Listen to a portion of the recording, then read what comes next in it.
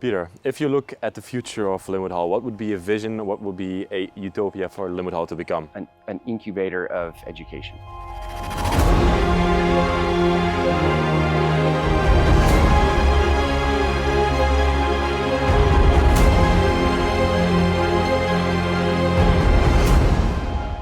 Welcome back to the Bros of Decay. I'm Leslie, and today we're back on one of the most outstanding buildings in the USA, Lynnewood Hall. Last time we took you on a historical tour of this property and showed you the ins and outs of this masterpiece. But this time, 2 years later, we're here to show you what has been changed and give you a more in-depth look in the history and details, as well as the Lynnewood Hall Preservation Foundation. And to help us with that, we have once again Edward, Angie and Tyler, 3 members of the foundation. And later on, we are extremely honored to have with us Peter R. Widener, the grandson of Peter A.B. Widener III, who lived in the Lodge. He's going to walk with us throughout the gardens and his grandfather's house, the Lodge. We are thrilled to have you here with us again today. Welcome back to Lynnewood Hall.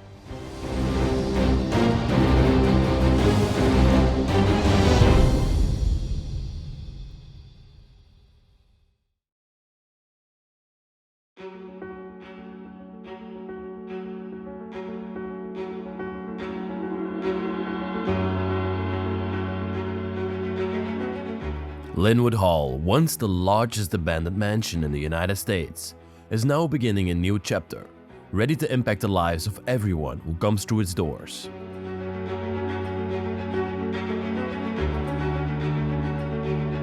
This is a follow-up documentary to the first one we posted 2 years ago. Since then, the Preservation Foundation has been able to purchase the property and initiate crucial cleanup and renovation efforts in key areas of the building.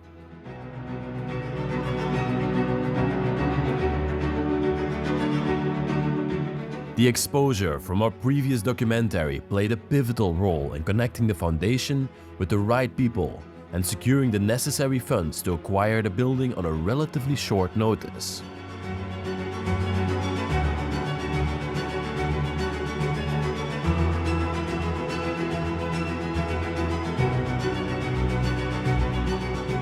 We immediately planned to make a second part to document the progress and future renovation plans, delving deeper into the Preservation Foundation's growth and history. We will explore areas never before seen or documented, rooms that have already been worked on, and go more in-depth on the technological innovations that made Lynnewood Hall such a marvel of its time.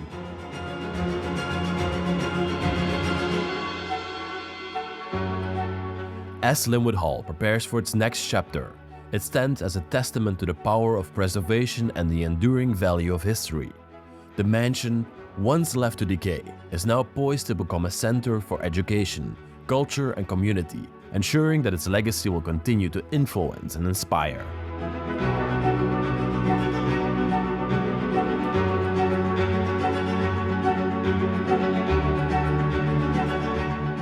Edward is going to give us a brief sum-up of the history of this historic landmark, but we encourage you to watch our first documentary before delving into this one, to learn all about Lynnewood Hall and fully appreciate the changes that have unfolded over the past 2 years.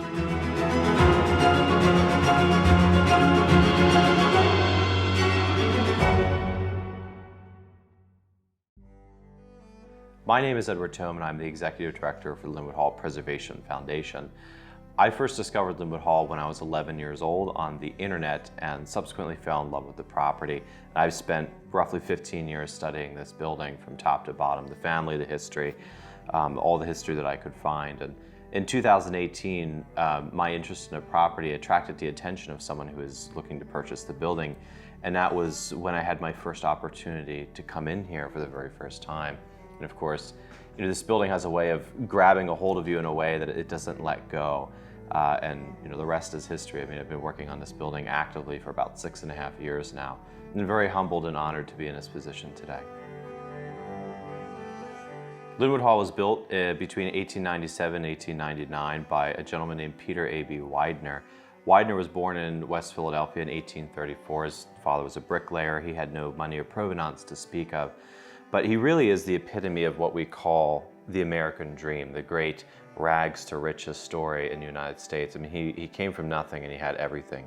He amassed one of the largest fortunes in American history. And this is the biggest result of that, this building. But anyway, in the 1860s, in the height of the American Civil War, he was awarded to supply mutton to the Union troops within a 10-mile radius of Philadelphia, as he was a butcher in the Philadelphia area. And he was paid $50,000 subsequently to do that, which is roughly $850,000 in 2024 dollars. After that, he spent 10 years as a treasurer for the city of Philadelphia. And after that, in the 1880s, he was one of the co-founding members of what was known as the PTC, which is the Philadelphia Traction Company. And from there, he diversified his assets into American Tobacco and Standard Oil and the International Mercantile Marine Company alongside J.P. Morgan and a myriad of other investments. So all the big playing companies at that time, Widener had wisely invested his money into them and ultimately created this vast fortune unlike one that had ever been seen in Philadelphia before.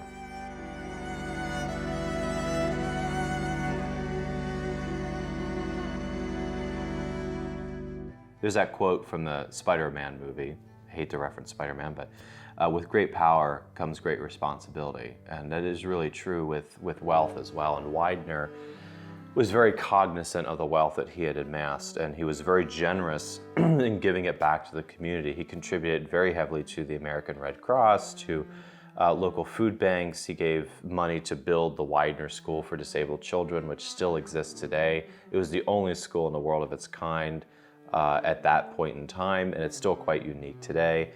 He gave lots and lots of money to Free Library Philadelphia, to different hospitals. He was very big into healthcare, having everyone have accessible health care in a hospital. So he was an extremely philanthropic person in his time. And of course, we'll talk about this in more depth later, but the art collection, the cultural impact of that too is just absolutely magnificent and unlike any other collection seen in United States history. When Peter Widener passed away in 1915, he left the entirety of his art collection, some of which was housed in these rooms right here, to his son, his youngest son, Joseph Widener. He was the only surviving heir.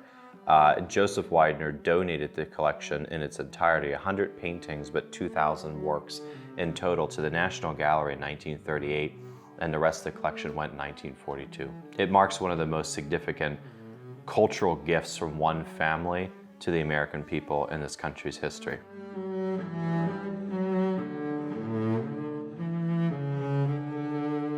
Hello, I'm Angie Van Syok, and I'm the Chief Operating Officer for Lynnewood Hall Preservation Foundation. I'm also a founding member of the nonprofit.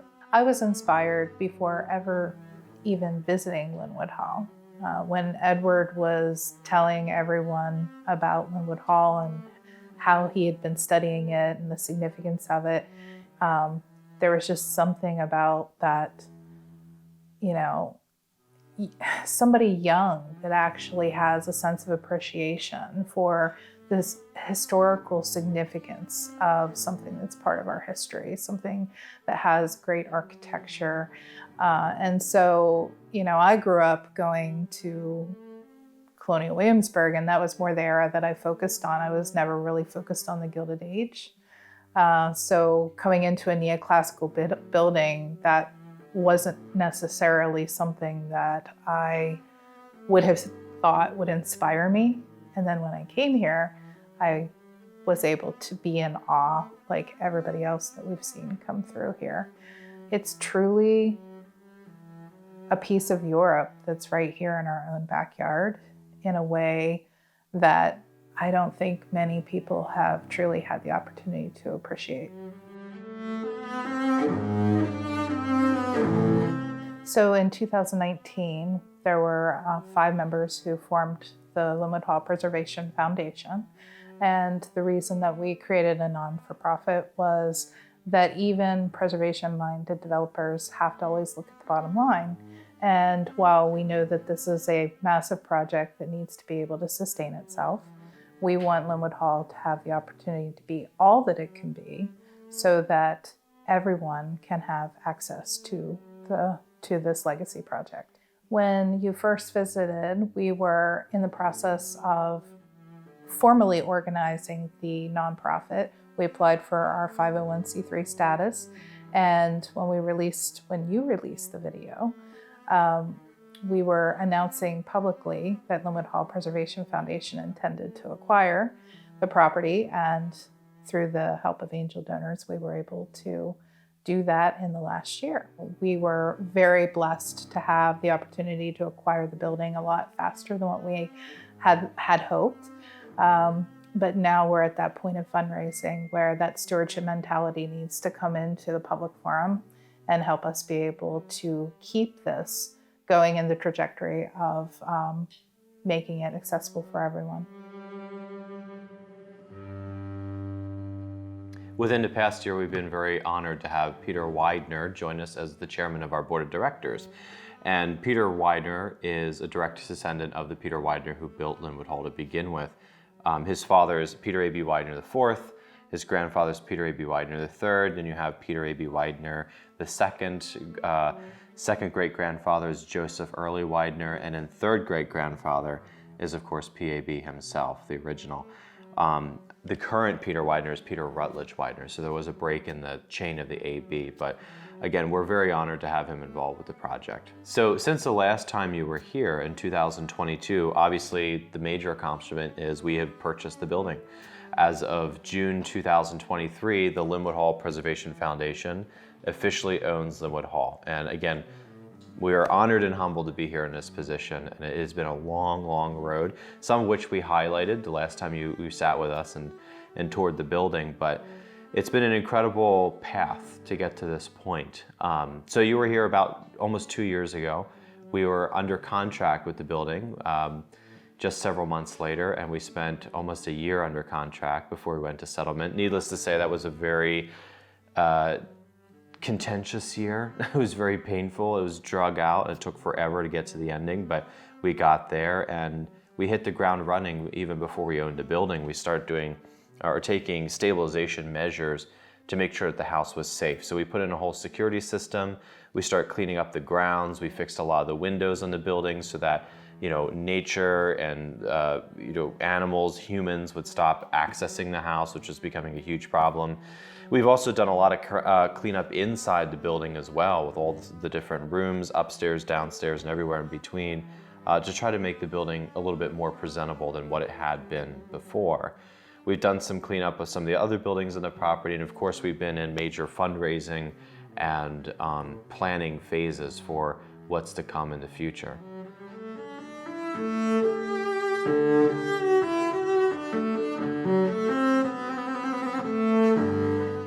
We're not just here to save an old house. We want to make sure that it's accessible to everyone. This house was built for family and to also house his art collection. His son, Joe, was quoted as saying, "Art belongs to those who appreciate it. Others merely own it." And one of the reasons why the art that was here was donated to the National Gallery of Art was that his father, Peter A.B. Widener, wanted to make sure that the public could view the art and for free. So in that way, we believe at Lynnewood Hall Preservation Foundation, it's important that this place is here for those to appreciate it, and the foundation merely owns it. And it's important that we maintain that mentality of stewardship.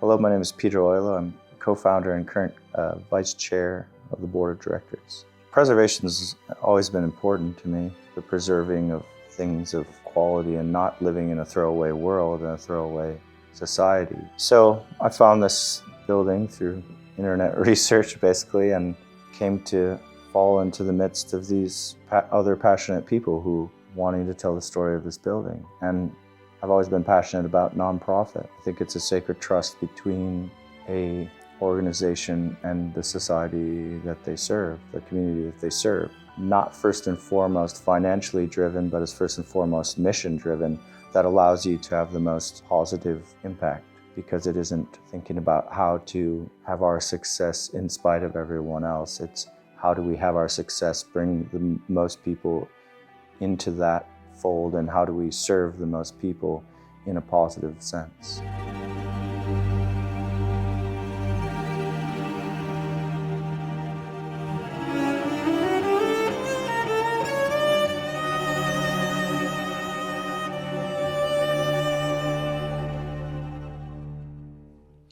Edward, don't you think it's time to start our tour?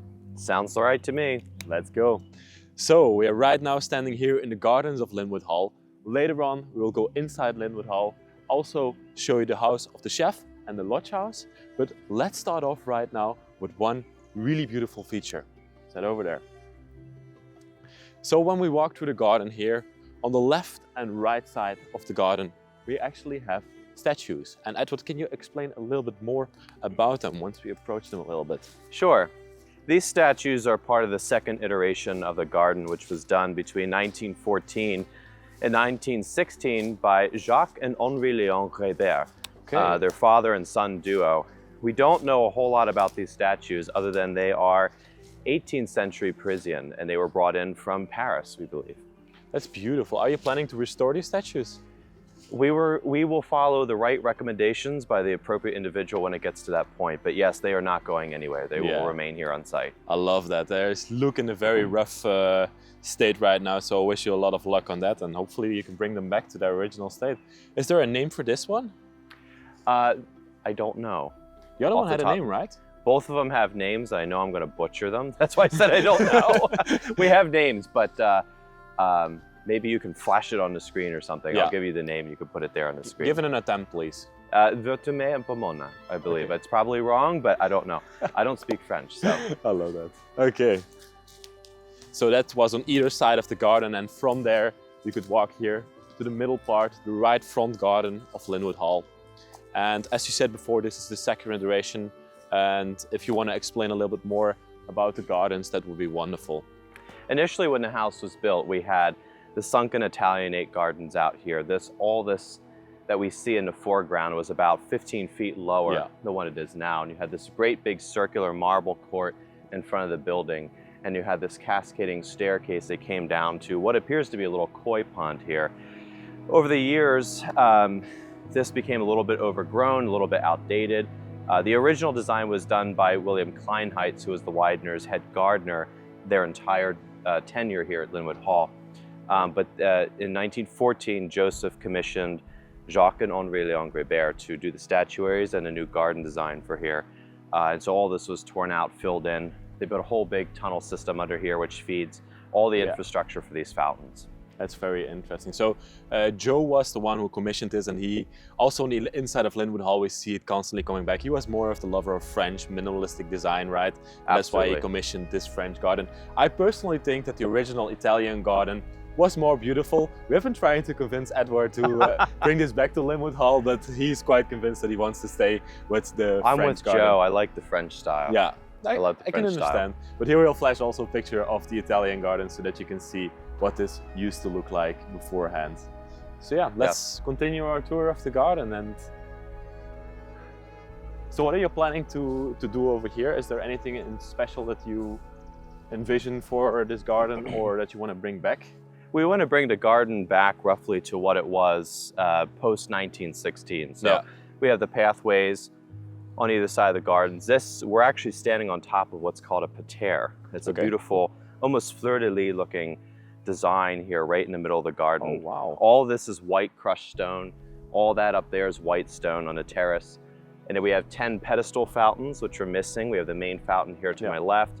And then we have these 2 geysers, of which the pools still exist on either side of the main hall. You're planning, right, to bring those back or to repurchase those when time comes? And repurchase, recreate, whatever's most feasible and doable at the time. But the gardens will come back to what they looked like during Joe's era. I'm going to be so excited when I come back here in 10 years and see all of this back in its original state. I know. It's going to be a beautiful, beautiful revisit for us. Oh, we're so excited as well. Hopefully the gardens won't take 10 years. I mean, it'll be a phased process, but we'll start with the pathways, infrastructure, and we'll start building back the statuary, the decorative plants over the years as well.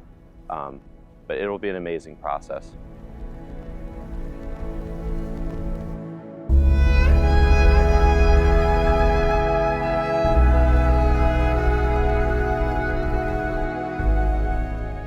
This view never gets old. I can look at it like quite infinitely and it still stays so beautiful. I love it. And Ed, like we've been here 2 years ago, but since that time, so much has changed in this garden. Is it even though it's not the final product yet, I really love what you did here. Thank you very much. I appreciate that. We put a lot of time and effort into cleaning all of this up to improve the curb appeal for the property. We had all these old yew bushes you might remember out front. Yeah, I do. Those were extremely overgrown. They had to leave. We had vines, weeds engulfing all of these balusters around the edge of the terrace here. And all this grass was just like a small hayfield. Yeah. It was absolutely terrible. All this is supposed to be stone, by the way. It's all white stone with little flower beds in the corners. That's beautiful. Because this is the main driveway. That's the main drive. So the main gate's all the way down there. We use the back gate now, and the west gate is functional. So is the main gate, but the driveway's overgrown. So you're supposed to come up the driveway, turn it at a 90-degree angle, and come straight up to the side of the building. So the intended first look at Lynnewood is actually this. The conservatory was the first thing you saw when you came into the property, and then you saw the front entrance. Okay. In that way, I feel that you could speak to this better than I can, but I feel like it's very European in that manner, whereas a lot of great American estates, you come right up the front and you see the front of the house. No, this one's the side. We have gardens in front of the house here. So it's kind of an interesting transition. Yeah, you come through this forest, over this bridge, and then around the front. You see, that was very European inspired, and I love that, Yeah. So there was also so here we can go to the front gate, right? Correct. And then there was also quite a forest in the back there. Do you have some more information about that one as well? So we have four formal gardens. We have the fountain garden back here. We have the main French garden out front. That's the most formal. Then we have the rose garden on the west side of the property. Yeah. If these are all too formal for you, you could take the pathways, go down here underneath the bridge, and that'll take you back to a small forest, which is called the rockery. It has a spiral walkway in it that goes up to a little plateau on the top. Oh, that's beautiful. So how can I see now the best view of the bridge? How do I get there? The best view by far is to go down the stairs. Okay. And look back up at it. So we will continue our tour over here. Sounds we'll see wonderful. you, later on inside the building. Wonderful. Well, enjoy your walk. Thank you very much. Okay, so let us go down the stairs here and we will take a stroll to the gardens, to the front gate.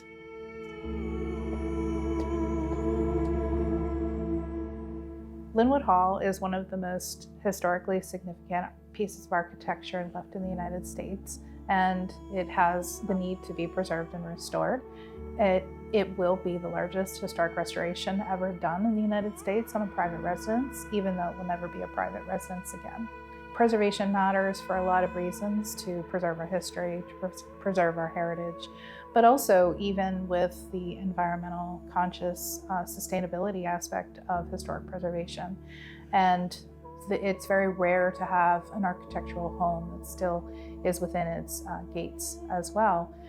So this presents an opportunity for educational programming so that in the process of bringing it back, we can give people an opportunity to have reasons to learn new skills and to keep trades education and art being something that a future generation cares about.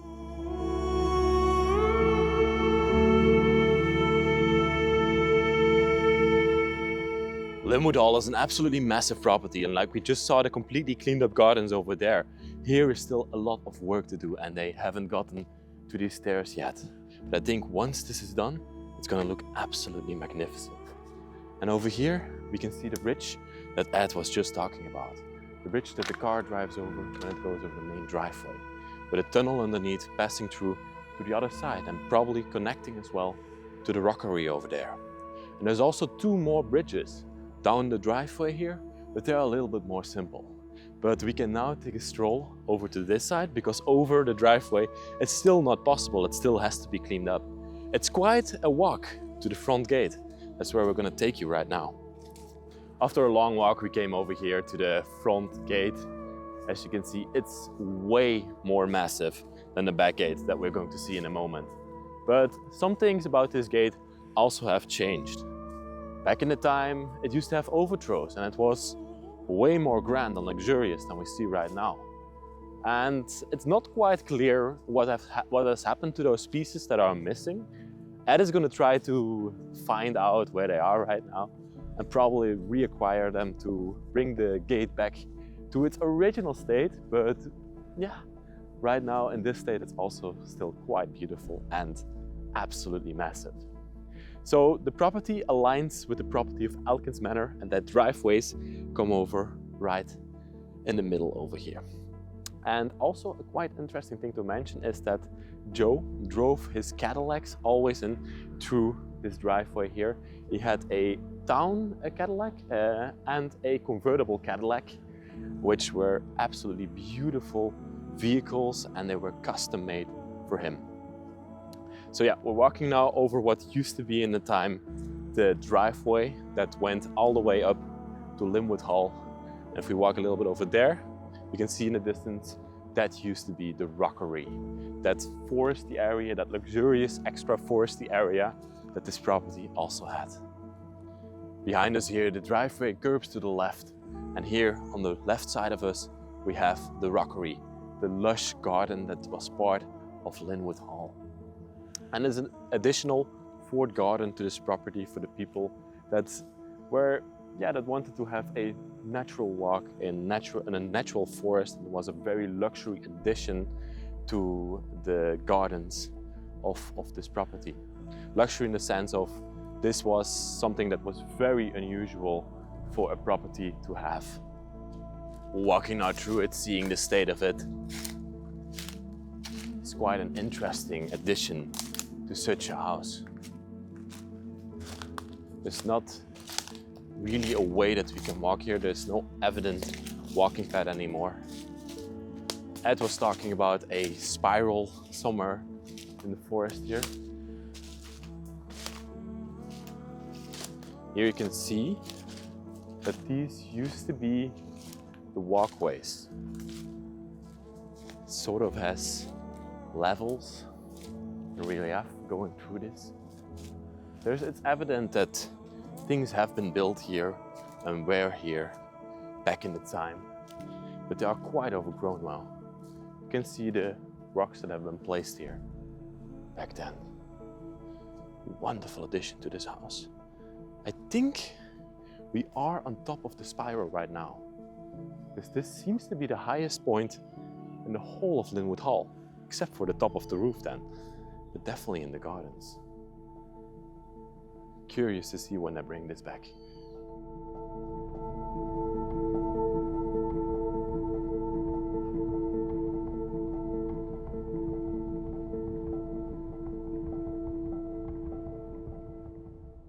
So there are fountains everywhere around Lynnewood Hall. And here at the back, there also used to be fountains. The only thing that's still left at this point is the reservoir. The fountains, they have all been taken and sold off, like we told before. But there used to be a beautiful piece over here at the backside of the building. The reservoir is completely dirty right now, and some ducks have made it their home, as you can see. But there used to be a wonderful centerpiece in here with some children as statues worked into it. It was absolutely beautiful. As you can see, this part of the garden needs a lot of attention.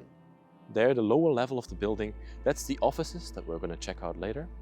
And also over here, this is the wonderful ballroom of Lynnewood Hall. We have three buildings on the property with obviously Lynnewood Hall, Lynnewood Lodge, and then we have the gatehouse, guardhouse, whatever you want to call it, at the back of the property. So the gatehouse, we personally believe, is the oldest building on the property. Lynnewood Hall is still two separate parcels of land, but we had a house on the right and we had a house over here on the left. The one on the left used to be Lynnewood Hall 2, but it was L-I-N instead of L-Y-N-N-E. That house was taken down to make way for this property here. So we believe that the original gatehouse for that mansion was left here, and then they just put a whole new facade on that building. We do know that during the majority or maybe the entire time that the Widners lived here, that is the house that their chef lived in, which would have been a great honor for the chef. He was paid more than pretty much anyone else on the staff at the time. He made the modern day equivalent of $137,000 a year. He was the only staff member to live on site, but in a separate building. So we had staff living in the house, we had some senior staff living off the property that were married, but he was the only one that was married with children that lived on the property, but in a separate building. So that was a pretty high honor. And the chef's name was Gustave Diederik. He was born in Luxembourg and was fluent in French, German, and in English, obviously, and was known to scream at anyone in any one of the 3 languages or simultaneously. He was quite a high-maintenance individual, and it was described by the secretary to the art collection, Edith Standham, as being a very, very high-maintenance individual. So that was the house that he lived in. There's that drawing upstairs in the 1 bedroom, and you can see a chef depicted there with a little monocle. I think that probably is Gustave. I don't know that Gustave drew that himself. I think that was probably done by the people who built the house. So when the house was being finished out in 1899, all the interiors are being finished out, we know that Peter Widener was living here because he wanted to monitor what was going on.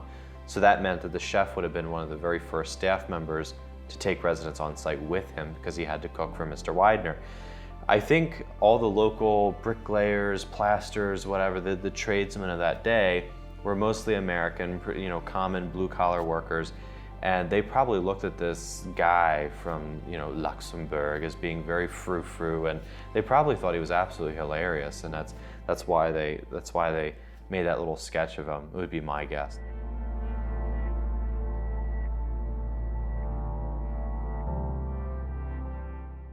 So we're going right now here up to the back gate of the property, also known as the servants' gate, where the workers came in when they needed to come into the property. They definitely didn't come in through the front gate, but a little bit less spectacular than the other one, but it's still a very beautiful addition to this property. And these gates are extremely heavy. Back in the time, they also used an overthrow over here, but this was from the theological seminary that used to operate here from the 1940s onwards. And on the property here, the first building that we have is a very interesting building, because in 1899, when Peter A.B. Widener acquired this property, this also came with it, but he gave this house to his chef, his Luxembourgish chef, who lived on the property as well, and this was his house. Quite imposing property. So we can try to take a small peek into the chef's house, but we have to be extremely careful because this one is at the brim of falling apart. Like if you take a step inside this property, it's probably gonna just fall through the floor. Have a look at this. Don't go any further than the doorway. Whoa, yeah. Nobody has lived in this property for a very extensive time, and the plans for this one are uncertain right now. It's not really of high importance because this one is historical, but not as historical as Lynnewood Hall. So it's sort of a side project for the foundation.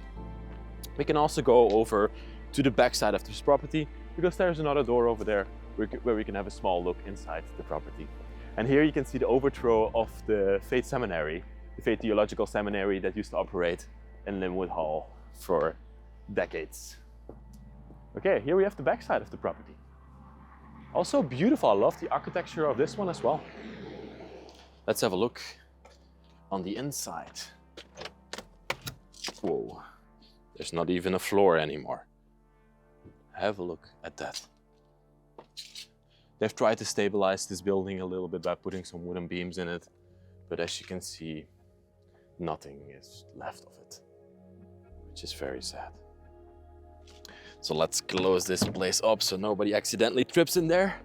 Okay, back there in the garden, later on we're gonna explore the lodge, which used to be the house of Peter A.B. Widener III, the grandfather of Peter R. Widener, that's going to walk with us there later today, and we're gonna show him the lodge for the first time because he has never been there. But right now, I wanna take a closer look at the conservatories on either side of Lynnewood Hall.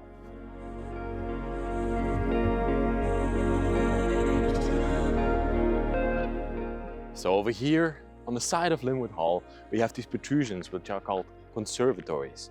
And the first purpose of the conservatories were just an outside sitting area. But then over time they were closed up. And after that we are not quite certain what they were used for. But we can show you the inside of one of these going in through these doors. So when these conservatories were originally constructed, they were similar to each other. But over time they were redone. And the one on the other side at the ballroom became the extended sitting area of the ballroom. And this one, we are not certain about what it was used for. But if this was open, then you could have a view from this conservatory all the way through the hallway to the other conservatory, and this would be the longest enfilade in North America. So now the conditions are very rough, but the foundation wants to bring it back to its original state. As you can see, there's marble everywhere, there's features coming back from the great hallway. You can see that these flowers are similar to the ones in the great hallway. And there's a lot of work to be done to bring this one back to its original state, but I'm certain they can do it. Let's head on now to the inside of Lynnewood Hall.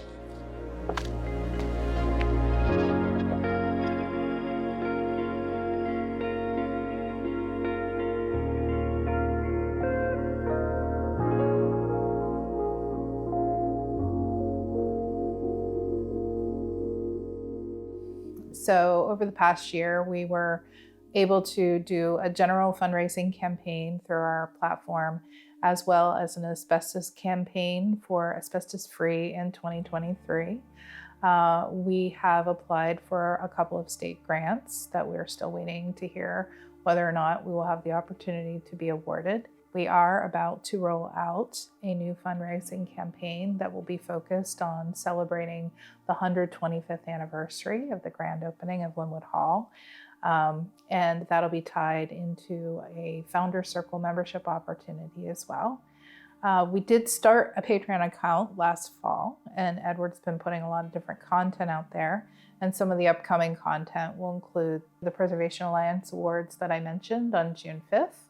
We also have been able to meet some of the family members of staff that used to work for the Widners, and they have also brought some gifts to bestow upon us that are part of our historical archive now. And so stay tuned.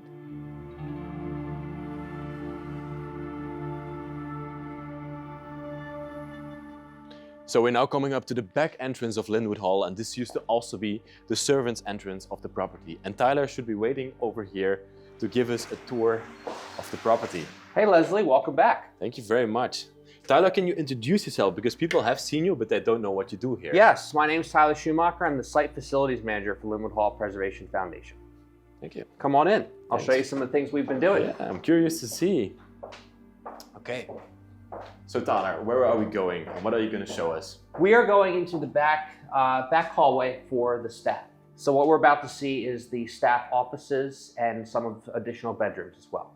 I've been here last time 2 years ago, and I remember, yeah, wow, you did amazing work. I remember that it was completely a pile of junk in these rooms, and this must have taken a lot of time to clean up. Yes, this process took us about 4 40-yard dumpsters and took about 2 weeks to get all the stuff out of all 4 or 5 of these rooms here. That's fantastic. So what's the future purpose of these rooms? What are you planning to do with them? Ideally, we're going to restore them back to how they originally would have looked, and we're then going to use them for our staff offices. Okay, I see that. Meeting space, things like that. I see that you also still kept all of the old machinery in here. Yeah. Yeah, we kept what we thought might be interesting for future guests as part of our museum aspect and things of that nature. That's wonderful. Is there any of the rooms that you know the purpose of? This one over here actually was Footman's sitting room. Oh, okay. Let's have a look inside. You did a fantastic job over here. I remember it being quite rough back then. Yeah, this room was entirely filled to the brim with just random stuff. There's still a lot of work to be done. Yes. But it's a step in the right direction. Absolutely. I have to congratulate you on that. Thank you. So you can go further here. There's quite a lot of rooms over to this side. Yeah, I mean, there's a lot of space back here. I mean, it's going to be a great behind-the-scenes area for our staff for future events and things of that nature. Exactly. It's really going to be perfect for that. Another room over here. Is there anything else that you would like to show us in the property that you did work on? Yeah, I think you're going to really be impressed by the Butler's Pantry. Oh, okay, right through yeah, this I've way. seen this last time, yeah. Okay. I still know where it is. Yeah, it can be very easy to get lost in the house. It's down Right up here. the staircase. Right up the over here, staircase, yeah. Okay. Oh, wow. Yeah, Yes. this was a huge change. I remember this not even being visible back in the time. Correct, yeah, last time you were here, there was an ugly stove here, a bunch of junk laying in here, and you actually couldn't even see the original look of the room. that's This true. was all covered over. There was a light here, a big fluorescent light. We removed the boards and reopened the space to how it originally would have looked in 1899. This is such a wonderful addition to the house. Yeah, really, really an amazing space. Are you planning to make this back into the original, the Butler's Pantry? Correct, yes, this will again become the Butler's Pantry. That's beautiful. Was there anything else in the house that you wanted to show? Sure, I can meet you up in the Van Dyck Gallery. Okay, we'll see you later there. Yeah, Yeah. absolutely.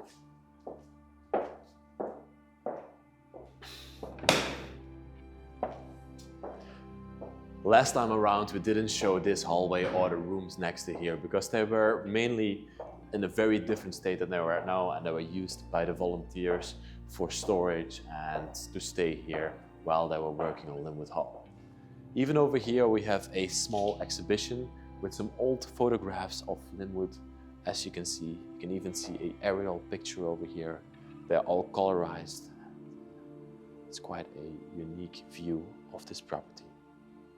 But I want to take you right now into a very special room, and that has been beautifully remodeled. So over here, we enter into the billiards room of Lynnewood Hall. The first floor northeast wing of the house is probably one of the sections that doesn't show up on film all that frequently, and that's where we are right now. We have 3 rooms consecutively that flow from one to the other. Behind me is the small library and curio room. We are currently sitting in the main library. And then on the other side of the wall in front of me, we have the billiards room. So all 3 of these would have been, or would have had a dark red silk damask wall covering. So a lot moodier than what you see them now. The billiards room was something that would have been used fairly frequently. It's a cozier room where the gentleman would go in to shoot pool or billiards, one of the two. We also know that there was a barbershop chair in there with a little desk and some mirrors. So apparently Joe had his head shaved in there. I don't know. Maybe if you were a friend of Mr. Widener's, you could go in and get a complimentary haircut. So it'd be interesting to look into that a little bit more. This room here is the main library, and we know that they had a lot of very plush, kind of plain, very comfortable furniture in here because the main purpose of this space was to read. This wasn't really a space to show off in, except for the art collection, but this was a space to read. We actually had a sofa right where this desk is facing this way. So it was a sofa facing this way and one going that way, and they had some comfortable armchairs over here to the right. Then the room behind me is the small library and the curio room. That room is the one where it housed their Gutenberg Bible. They had some curio cabinets, vitrines in there with all sorts of different porcelain and china. Some of their more valuable books were in the small library.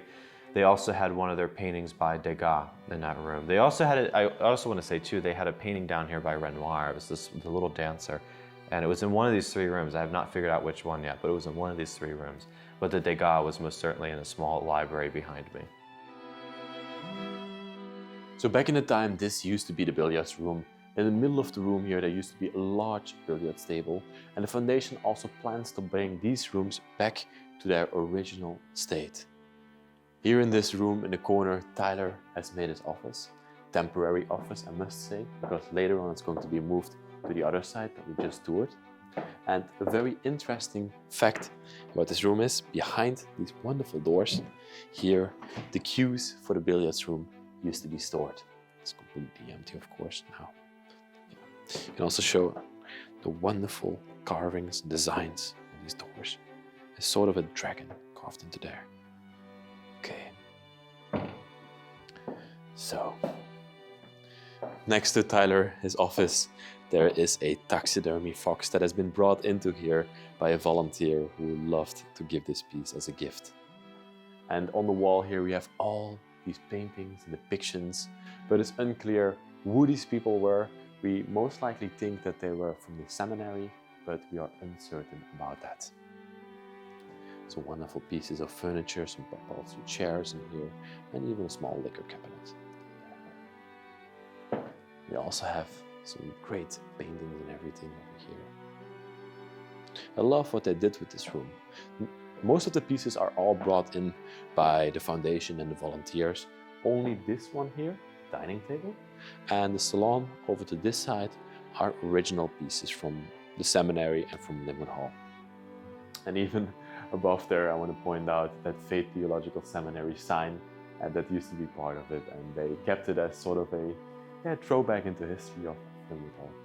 It's also part of it. We have a couple more pieces, like the telephone here, the side table, and also an American rocking chair, beautiful upholstery rocking chair over there, which is a set actually. And then we have the large sitting area with the wonderful fireplace, also a marble fireplace, beautiful white marble, and the salons around there are just amazing. Okay. That brings us on to the next room. Let's check it out, because this is Edward's office, and he's also in there. Let's see if he's there. So, wow, hey Ed, this room is absolutely wonderful. You did a great job on remodeling this one. Thank you very much, appreciate it. So if I'm not mistaken, this used to be the large library, right? That is correct. Wow, beautiful room. So what was it used for? Are there any anomalies that you want to talk to us about and show us? Sure, absolutely. So as you mentioned, this is the main library. The billiards room and the next room over are both extensions of the main library. So you have all these gorgeous built-in walnut cabinets. But these are not original to the building. So there actually used to be a door right in the center. Like there's a door in the center of that one, and the following room also had a door in the center of it, because you could never go from room to room. You had to go out into the hallway and come in. So the next room served a different purpose. So this was the nursery, and then the schoolroom was over here to the right. In later years, they gutted all these rooms and they changed them into what you see right now. Well, when did that take place? This would have been around between 1910 1914, somewhere in there. We don't have an exact date, but between 10 and 14. It's very shortly after the building date of Lynnewood Hall, it already gutted these rooms. Oh yeah, these rooms would have been less than 15 years old before they completely took them out and redid them. Okay, interesting. Yeah. But yeah, they're magnificent spaces, and these were actually in pretty rough shape when you were here last time. There was a lot of mold, there was a lot of really bad plaster and peeling paint, and these rooms are really kind of a mess, and we've done a lot to really clean these up and make them a safe and habitable place to be in right now. A couple things I'll mention in here real quick why we're in this room. First and foremost is this gorgeous portrait. This is Ella Pancoast Widener, Joseph Early Widener's wife. And this frame was found in the mansion. This was something that came with the house. And we had it stabilized and somewhat restored. And then we put this lovely picture of Ella Pancoast Widener in it. Eventually that'll move upstairs to the family bedrooms, but for right now it looks wonderful in here. The other thing I want to mention too, this is a very special item for us with our archives. So this is a book, sporting prints of the early 18th and 19th centuries that actually belonged to Joseph Widener. So this is a book that comes from the library here at Lynnewood Hall. And you can see the original book plate. That's amazing. Ex Libris Joseph Widener. Oh wow. Even smells good still. Yeah, so we always like to show people this, and we're always on the hunt for original artifacts for the house as well. That's interesting. So also, like, is the room, like, the furnishings, are they original? Did you remodel it in the same way, or what did you do in here? Great question. No, nothing in here is original to the house. Okay. Every piece has an interesting provenance to it, but it was all brought here by us. Okay. A lot of it actually belongs to me, but... You have some good furniture. Thank you. I see you also have your desk over there in the corner. Yes, this desk was actually a donation. Okay. This was a donation from some very generous local residents. And what kind of books did they store in this room? Have you any idea about that? They stored books much nicer and more expensive than the ones that I personally have. Mm-hmm. But these are all books that pertain to art and great literature, and some of them to horse racing. And most of the books that would have been in this house, about 90% of the books in this house pertain to art and horse racing, as Joe was very, very big in the equestrian world back in his day. I even see in the corner that you have a painting of a replica painting or a real painting? We do. That is a very small replica of an original painting done in 1903 by John Singer Sargent of Peter A.B. Widener Sr. That painting still resides within the family's private collection to this day. Oh, that's amazing. Thank you very much. You'll be hearing more about this in the future, the Okay. real one. So stay tuned for that. Okay, let's move on to the next room. A little bit of some rough doors, but I love it. It's part of the building. Lynnewood has her aches and pains. Yeah, still has some long way to go, but you guys are doing an amazing job here. Thank you. What room did we come in right now? This is the small library, also known as the curio room. So we know that there was a desk right here in the center of the room, and we believe that this may have been Joe Widener's office at some point in time for what he was doing, but we don't know that for a fact. What I can tell you is one of their famed Degas hang in this room. Okay. I think everyone realizes that all the fine art was up in the galleries, but some of that trickled down to these rooms as well, including this one. You'll notice the bookcases, they look the same in here, but the locks are a little bit different. They're a little bit more substantial, so more of their valuable books in here. We believe the Gutenberg Bible they owned was right here in this center case. And these are all display cases, they're red velvet lined. And these are where they would have lots of precious books in here. So a couple of things that we do have in here today that we'd like to show you. First off, we are honored to be the recipients of the Turning Point Award by Preservation Pennsylvania last year. That was a huge honor to be bestowed with that. And then this is one of our National Geographic magazines from, I believe this is 1932. That's like a very old one. Yes. Look at that. That's an original one? It's an original one. Lynnewood Hall shows up in National Geographic. Wow. It's 31 or 32. The binding is completely gone at this point, so I'll have to get back to you on that date. It's an amazing artifact that you have there. Oh, this is just a little bit of our archives. We have original traction company certificate. This one's actually signed by Peter Widener. So that is the company that Peter A.B. Widener used to own, right? It is, yeah. Someone unfortunately stamped it. This was standard procedure back in the day, but yeah, that is his signature there. We have several of these. That's amazing. The other thing to show you too. Yes, I was already about to ask, like, what's about these vases? So these are Wilhelm Schiller Majolica vases. And these are from Austria, it even says on the bottom. Made in Austria. Wow. So these belong to a gentleman named George Forbes III. George's grandfather, George Forbes Sr., was the under butler here at Lynnewood Hall. And the story from the family goes that this was either given to Mr. Forbes when he retired here in the early 1940s, or he was allowed to take it from the collection when Joe died in 1943. You see it's got a beautiful blue interior on it as well. It's incredible. Thank you for showing that to us. Yeah, this is just an example of how things come 360 sometimes. Yeah, exactly. Amazing piece to have still. We have a bunch of historic pictures over here that we'd like to display when people come through the house. These are the original doors. They have the glass in them. This right here is the only photograph we have of the family inside the building. Oh, so this is Joe Widener's daughter, Josephine, with her husband in the Joe Great standing Hall. next to it? No, this is Josephine's husband. Oh, excuse me. But this is in the Great Hall, and that we are actually in the room just here to the left. So if you go through that pair of doors right there, yes, that will take you right into the Great Hall, where you can see everything else that we've been up to since you were here last time. Okay, thank you. Now we're going to take a tour of the place. Absolutely. Well, enjoy the rest of your tour. Thanks, Ed.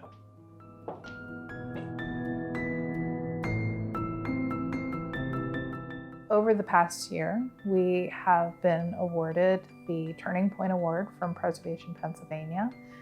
They actually created this award category for Lynnewood Hall because all of their categories that they have are for finished products. But when they first started their PA at risk over 20 years ago, Lynnewood Hall was one of the first that was highlighted. And so when we were able to acquire it through the foundation, they wanted to make sure that that was something recognized because of its significance. The National Trust for Historic Preservation highlighted us in their Preservation magazine for 2024. And the Preservation Alliance of Greater Philadelphia, which has been one of our longest standing partners since 2019, have awarded us for the John Andrew Gallery Community Award, which we'll be receiving in June of this year. This is to Edward Tone.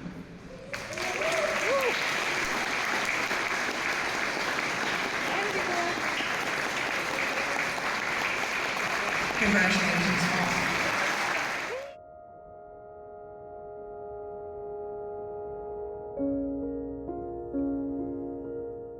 We often mention that this is a legacy project, and what does that mean? We're just here not only as stewards, but we're here for a chapter in the future of Lynnewood Hall. And I think in a world that's constantly seeking to divide us amongst ourselves, we have an opportunity to take this project and be able to bring people together for a myriad of different reasons of what interests them and what inspires them. And it's one of the many reasons why our motto and our tagline is, we look to the past to inspire the future.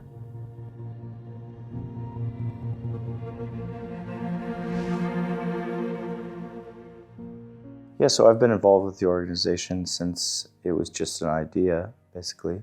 We're very much excited about the opportunities at Lynnewood Hall because, like I've said, it's not only a preservation project, but it is an overarching and educational project. Yeah, so currently we're pursuing our historical National Registry nomination. It's interesting that a building as significant, not only architecturally, but historically as this building has never been a part of the registry for a variety of reasons. So we're very excited about that because it's a way for us to tell the story of the building, rooted in its place and time, and elevate the architectural aspects of it.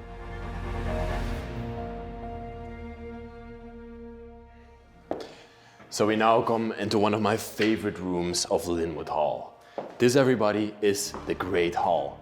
And believe it or not, but this room belongs to the top 10 greatest interior halls in the United States, still to this day. And we recently visited the Newport Breakers Mansion, and this one is actually inspired on the Newport Breakers Mansion. The Trumbauer went over there, and it's almost an exact copy of this room, which was very odd to see and experience. But that one is completely renovated. This one is, of course, also going to be in the future, but it's really cool to see. This one is just a little bit smaller than the one over in the Breakers Mansion in Newport. So the room still looks exactly like how Joe redesigned it after Peter and Trumbauer together initially designed this place. It's a lot more simplified, I must say. Peter in the beginning had like tables here, he had urns everywhere, and everything was much more elaborate. But when Joe took it over, he simplified it. There was nothing in the middle anymore, just one big carpet in this room.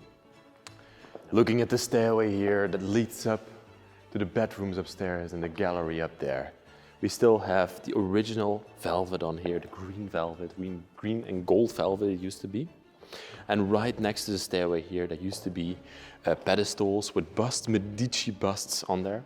The only thing that changed in here is the acorns that got added on top of the ironwork here, which inspire hospitality, and you want a welcoming feeling in this hallway, so they put acorns there, sunflowers throughout the room. And if you go and look up here, this is something that we noticed recently. There is, let me see where it was again. Of course, you can see the leaves and everything, and you see the shells, which give out a nautical theme. But you can also see the small acorns down there. And they are the only acorns throughout this home. Yeah. I'm sorry, the ones here on the stairway are pine cones. Those are the acorns. Yeah. Small correction there, but it's the only acorns, very rare in the house. And there's fruits everywhere and leaves everywhere. Beautiful ornamentations throughout this place. The shells mostly are generic, but the pomegranates and the acorns and everything, they have a meaning. Okay.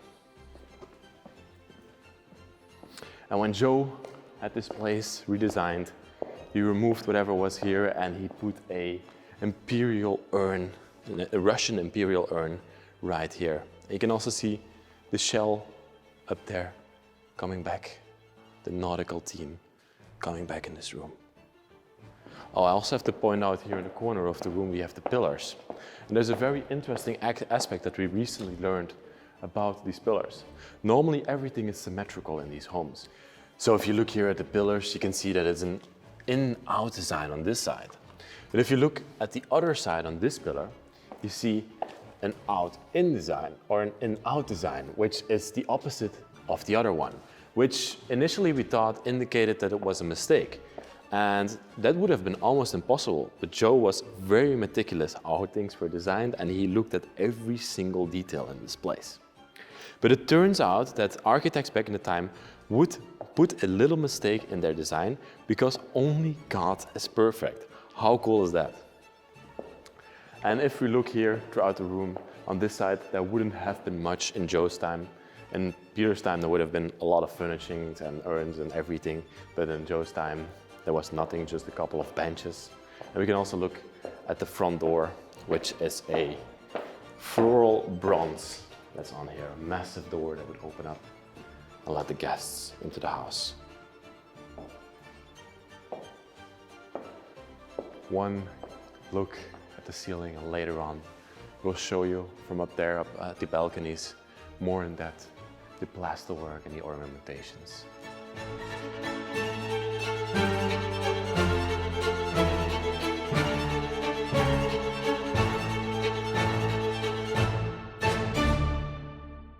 One of the core components of our mission and vision is the educational standpoint. So we want to use every aspect of the restoration of this building for educational purposes. We want to bring in master craftsmen from around the country, around the world, to teach students how to do these skilled trades. So whether it's millwork, whether it's plasterwork, whether it's the plumbing, the heating system, the HVAC, and that alone is an artwork in and of itself. And the mural work, some of the gilding, et cetera, et cetera.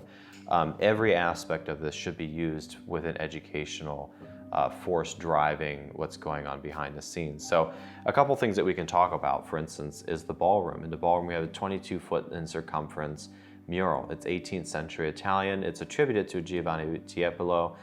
It might be School of Tiepolo, we don't know. However, it is a work of art. It is in dire need of conservation. It's massive. That's something that we can have a couple of master conservators come in and teach students how to do conservation on a large scale on something that old that has been abandoned for that long.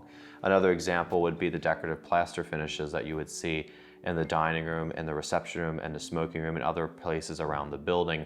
All those decorative cornices either have gilding or they're faux painted. They're done in scaiola, which is fake marble painting. All of those are really niche styles of design. And those are things that can be taught as well as students.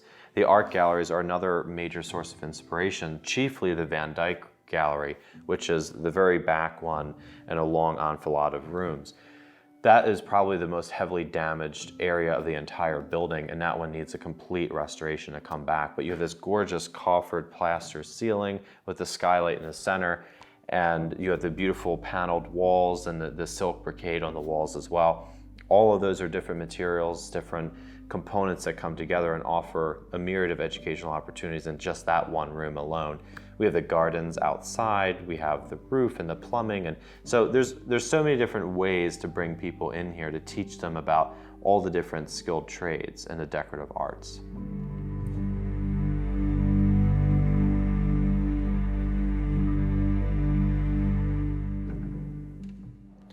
And straight from the great hallway, you would come into the reception room, which had changed its style over time as well. It was first a Victorian style room, but later on it changed in a Louis XV style room. And here the guests would be invited and they waited for Peter or Joe to arrive and do whatever business they were doing in the house. One thing I really want to show you in this room is the gilding, because it was all water-based gilding. But you can see there's a difference between the two types of gilding. Here this is just basic water gilding, and here the water gilding is burnished. It has a shine to it. And what they would do is they would take an agate stone and they would rub it over here until it gets this beautiful shine. This is still original from the time that this room was built. It gives a very beautiful look to the room in and of itself.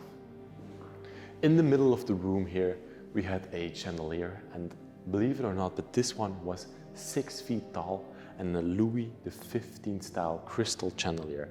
It must have been wonderful back in the time to come into this room, to be a guest in this place. It was an honor. And I've also been looking throughout the house, and it has so much technological marvels, because this here is a hot air duct, and hot air would be blown into the room over here. A wonderful piece, and I'm going to show you even more of these throughout the house. But just notice how wonderfully it's worked away into the wall here. All the ornamentations and everything around it. And here we have an Italian marble fireplace. This one is a very interesting fireplace because we believe that this one came from another place, possibly in Europe. But what you can see on this fireplace is that it has been transported, and during transportation it possibly cracked, and they repaired it right here, and in a couple other places on this fireplace. So it just cracked open when they were transporting this fireplace. The wonderful mirror above it, the wall sconces on the side. And here in the middle of the room, this large empty space used to be the dream of Ronaldo, created in 1751 by Francier Boucher. Okay, I'm going to show you something else. If you open up this door, it's very difficult to open because it's very stuck. If I can even open up, yeah, I can do it. You would think that these are two doors that can open, but it's actually just one door, as you can see, that would open up, and that would lead you into the hallway. And what's interesting is, it looks like this is also a door, but it's actually the wall inside the room. They wanted to keep symmetry throughout this house, and they did it in very interesting ways. Next up is the Raphael room. I just said Raphael room, but this place is actually the Raphael Gallery. And that name it got because of the painting that was hanging here on the wall. There was the Raphael painting that was hanging here, a small Cooper Madonna. And this one was a very significant painting that they donated to the National Gallery in Washington, D.C., like a lot of the things inside the house that got donated. Also, one thing that I want to point out in this room is the ceiling, a 15th century Venetian ceiling. Just have a look at the woodwork and the paintings on there. But as you also can see, it's in a bad state and it needs urgent help.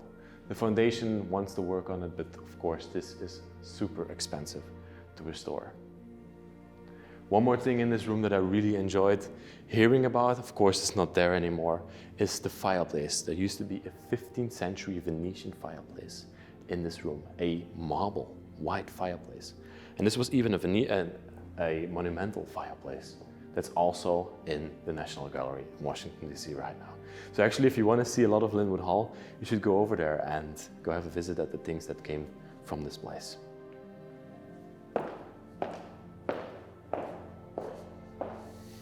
Now we're walking over to the ballroom, the biggest room in the house. But before I enter in there, I want to show you an anomaly of the house. And again, another technological marvel in this place. Behind this here is a concealed electrical panel with all the light switches in the place. And what's really interesting is this house had already electricity from 1899, which was very rare for its time. There were so many things throughout this house that were absolutely marvels for its time. This close is really hard. Let me show you into the ballroom. A wonderful room where balls were hosted by Joseph and by Peter back in the time. The main centerpiece of the room here is the 18th century painting, Italian style painting that came out of a palace. And what's interesting about this painting is that it must have been brought in here when the room was under construction. There's paintings all around it, medallion style, normal style, and ornamentations with water gilding and burnished gilding everywhere. Absolutely wonderful room. It was used as a ballroom, but also as a library. There's furniture in here. And over to this side, we have one of the conservatories that's unfortunately boarded up. We cannot go directly in there. But it used to open up and they could sit in the conservatory as well. The paneling in this room was Louis XV style, just like we saw in the reception room. And it's quite similar also with the water gilding and the burnished gilding that we see in this room. Everywhere there's details in the ornamentations and in the carvings, from musical instruments to weapons. And we also see 3D gilding, 3D plasterwork everywhere with the angels up there. The sunflowers coming back again. Again, the hospitality in this house.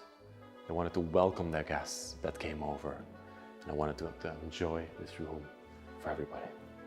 Let me show you something interesting that Ed recently found out.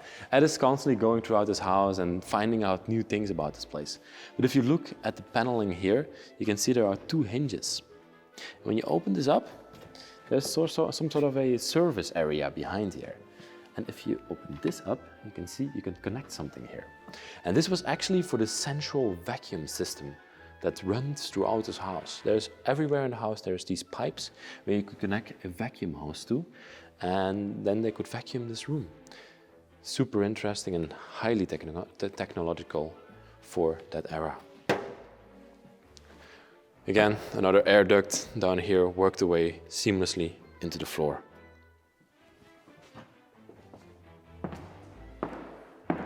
Also in this room we have the largest fireplace, the largest remaining fireplace in the entire house. There used to be bigger ones, but this is the largest remaining one.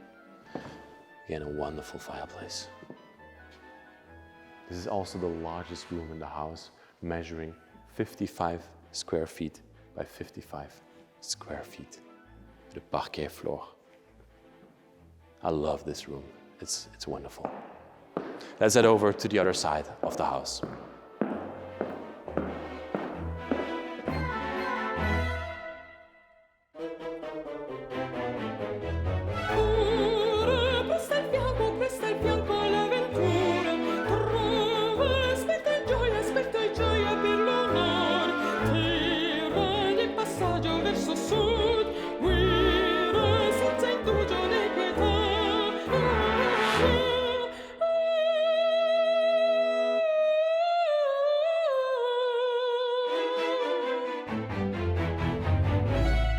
So we're now going into another very interesting room.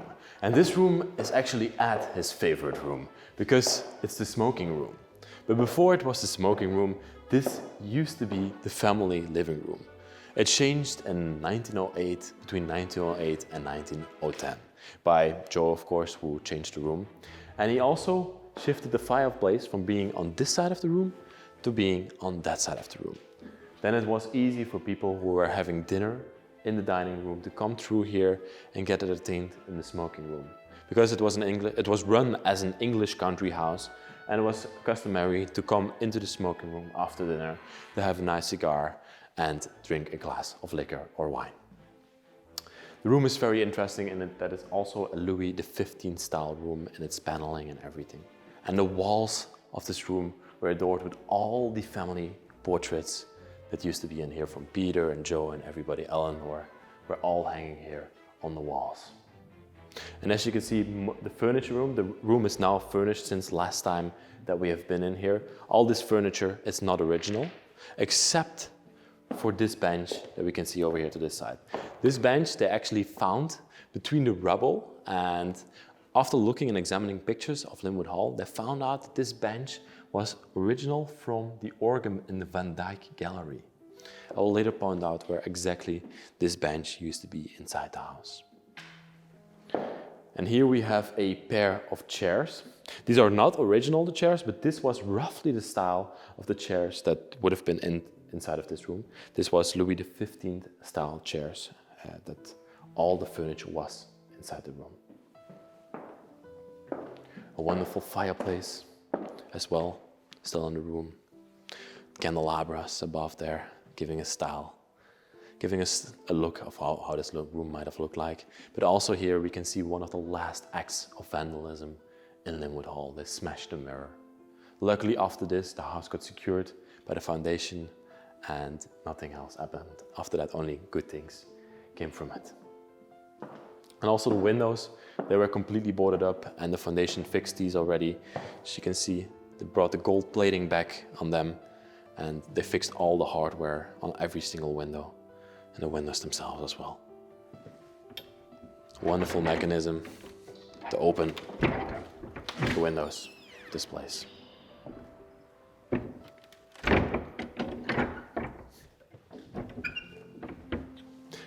What I also want to show you in this room is these bookcases. And there's a very interesting aspect about these bookcases, because if you look here, there's a rope hanging here. There's actually a room behind this room even. Let me take you inside of there. Because here we have the bathroom that's attached to the smoking room, completely adored in marble slabs on every single side. And this was the bathroom for the people that were, for the guests that came to the house. You could come here.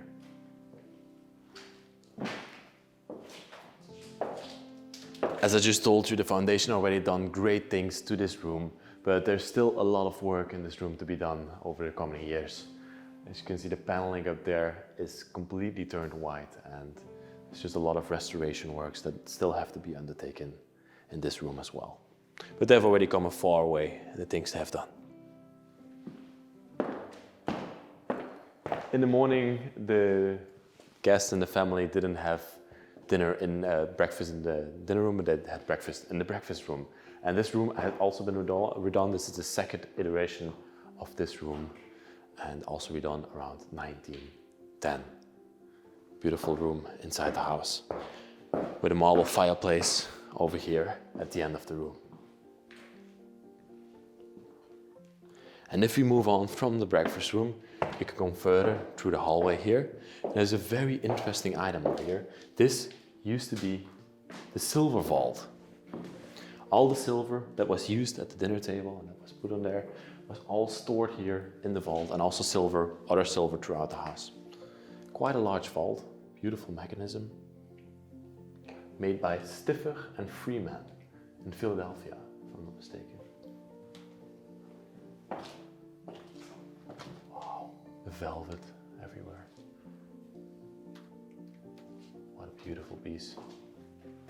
Nice compartments here to the side that open up. Oh, come have a look.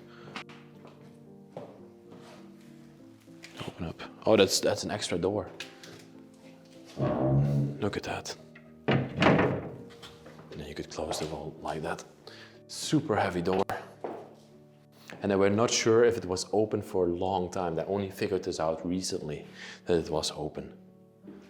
And then from this hallway here, you could walk straight into the Butler's Pantry. And last time, in the last video that we made, we also showed you this, but this was a complete mess. And the foundation cleaned all of this up, completely removed all of it, and made it nice again. You can see all the marble paneling and the cabinets up top. Absolutely wonderful. And here in the corner of the room used to be the dumbwaiter. So in the basement of Lynnewood Hall, there's a kitchen, and there they will prepare all the food and bring it up to the dumbwaiter. And whenever somebody bussed from the dining room, they would all take the food out here and serve it over in the dining room. So this was at the room in between the butler's pantry. Upstairs, there's also bookcases, but later on, we'll show you that. Let's head on further throughout the house. Let me now take you into a very important part of the house. First off, when you walk through this door here, you come into the reception room for the gallery, or as it also was called, the tea room. A beautiful room in this house that will be adored with 4 crystal chandeliers on the ceiling and one massive one right in the middle here. And if we look closer here at the middle of this room, we can see this beautiful stained glass window that's original to the house. And the foundation wants to restore this one in original condition, like they want to bring it back as it was. It was a wonderful room, adored with brass vitrines all around it, and here the people would be gathered before they went into the galleries, which was like the centerpiece of the house. We open these wonderful wooden doors. They open up into the first gallery of this place. Welcome inside. Like we remember from the last video, this whole gallery was full with bookshelves. Everywhere on the walls there were bookshelves, and the foundation all removed these bookshelves and really opened up this room like it used to be. The only thing that was in here were paintings and artworks on the walls.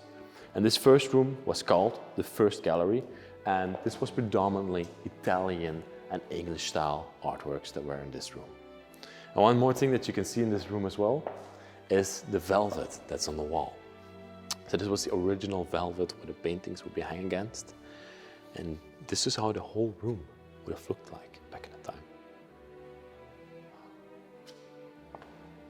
Up above us we can see the paneling, the carvings, and also the gilding on the ceiling.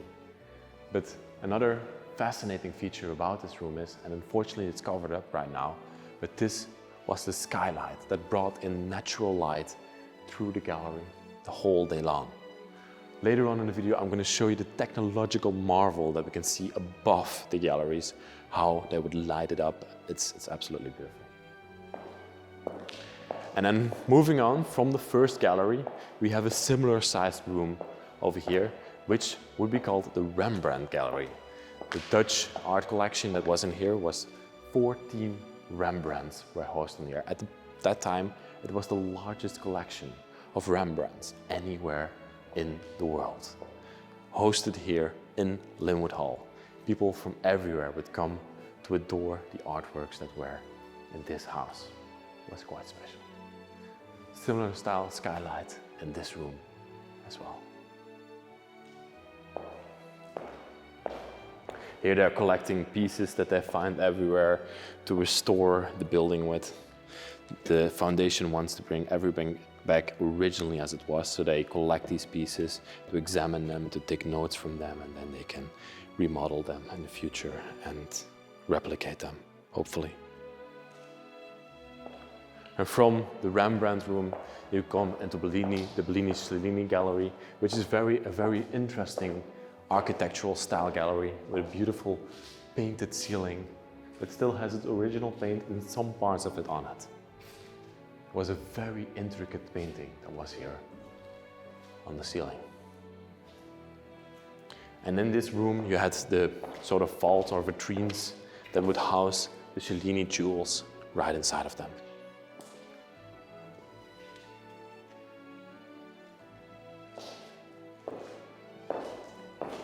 Even more pieces that fell down that they collected here on the table. You can see the intricate plaster work that they had in this room. The angels, the children that they carved in there. And from the Cellini room, you could walk to the Rembrandt room at the end, of the Van Dyck Gallery at the end. But in between here, we have the organ. There's an organ in between here that's completely falling apart. It's falling over. Wow.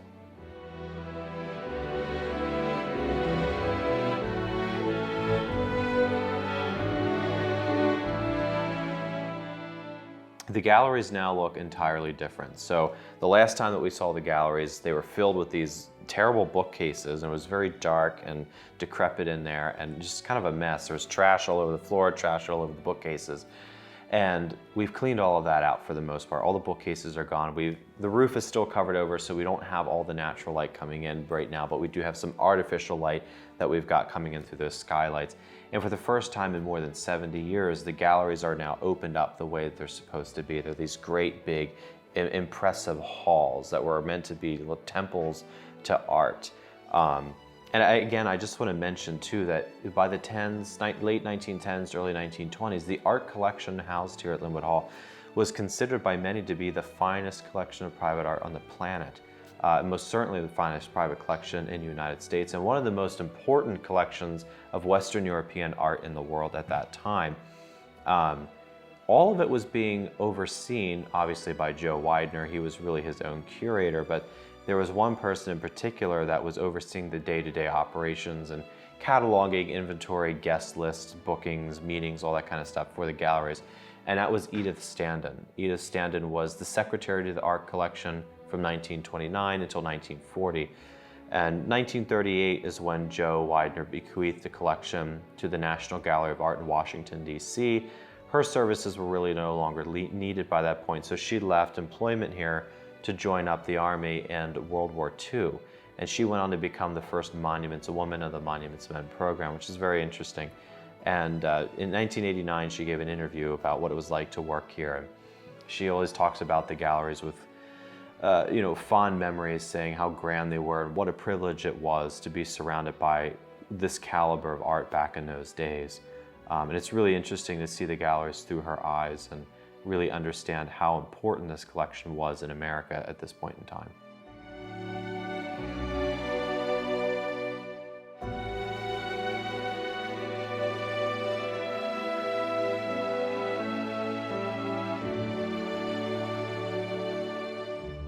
So at the end of the gallery here, we have the Van Dyck Gallery. And Tyler is back again to give us a tour of this space and tell us what has changed over here as well. Sorry, I have to give you a hard hat again. Safety first. I can understand. Thank you very much. So one of the biggest things that you might remember from last time is in here, in this former staircase, the downspout was completely missing and water was pouring down that back wall. And we have essentially replaced the downspout, put all new PVC running across all the way into the next space over here, which is the Van Dyck Gallery. Okay. You have the tape over here to make sure that people are safe. Yes. Oh, wow. This room has changed a tremendous amount. Yeah, if you remember, we had big piles of stuff here. It was like a massive pile over here. Yeah, massive pile. I think we took about, again, 4 or 5 dumpsters worth of material out of here. We opened the door over there and just were throwing stuff out into the dumpster. We replaced a lot of this PVC that you see here to kind of stop water mitigation and dry the Van Dyck Gallery in, because it's been like this for so long. Again, I cannot stress how good of a job you guys have done with this room. Yeah. And are you planning to fully restore this one back to its original state? Because that seems like almost an impossible job to me.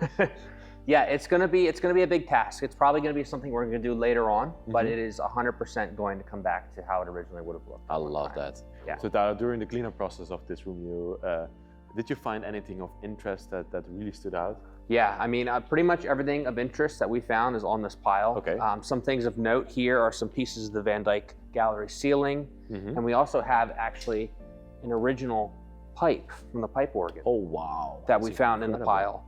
And also in this pile are things like the foot pedals for the pipe organ. You can see some electronic pieces from the pipe organ right here. Wow.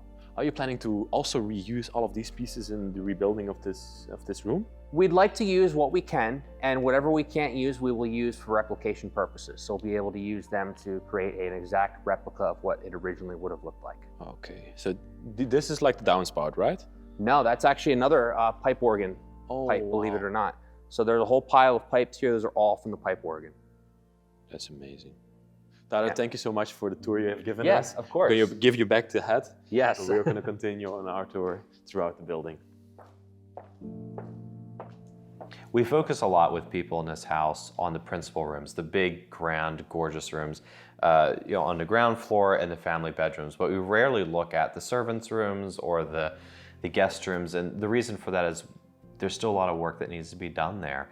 So when you go up the grand staircase, you enter the tea room, also known as the gallery reception room, and in front of you, you have the main art galleries, but if you go to the right or the left, it splits on either side, and you have this long hallway on either side of the gallery with 3 bedrooms each. So there's 3 bedrooms on each side. They all have their own ensuite, and those are the guest suites.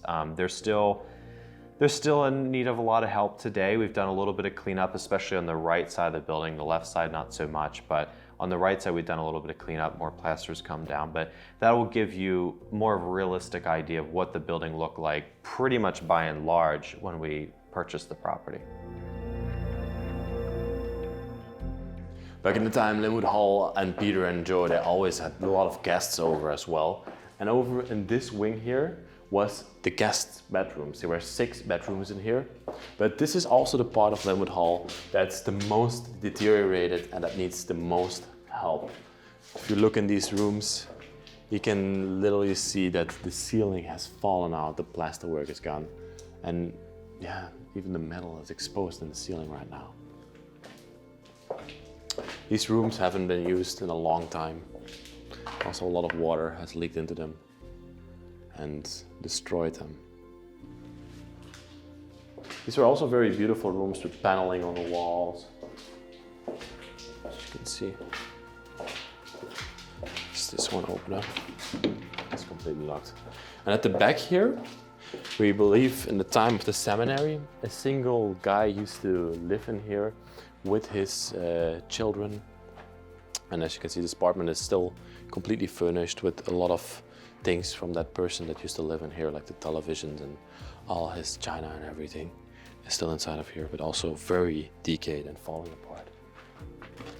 This was a bedroom with a bed and everything. Wow. Even his golf clubs and everything are still standing here. And before I was also in here, there's some old photos as well, but they're indistinguishable anymore, what they were. But yeah, they have a lot of work on this side of Lynnewood Hall. We're back into the servant staircase right now, and right over here we are above the Butler's Pantry. You can see how small this area up here is. The library in here right now, or what has been turned into the library, used to be where the crystal and the silverware and everything would have been stored back in the time when it was not the seminary. But when the seminary took over, they used this for storage of documents that they needed. As you can see, they turned it more into a library. Very low ceiling, as you can see. I'm 5'10" or 176 centimeters, but I'm almost touching the ceiling in here, so only short people could work in this area. Here also the dumbwaiter comes up here, probably to bring up the china up here to store them in the cabinets over here. And if we walk through this hallway, we come into another storage area with a lot of vaults, also used by the seminary to store books in the later period, but back in the time this was also used for the storage of silver and crystal. A lot of vaults here, 14 in total.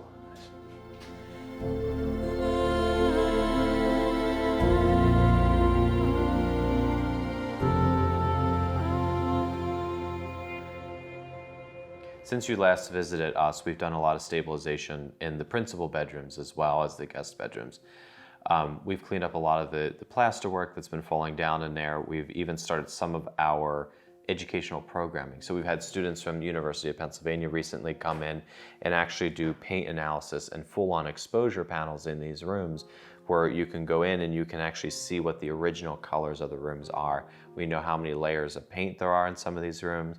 We know all the different iterations of some of these rooms. And now, like I said, we've got some of the original colors, which is extremely valuable information for us to know, but it is also a tremendous educational opportunity, once again, for young students that are looking to get into decorative interior preservation.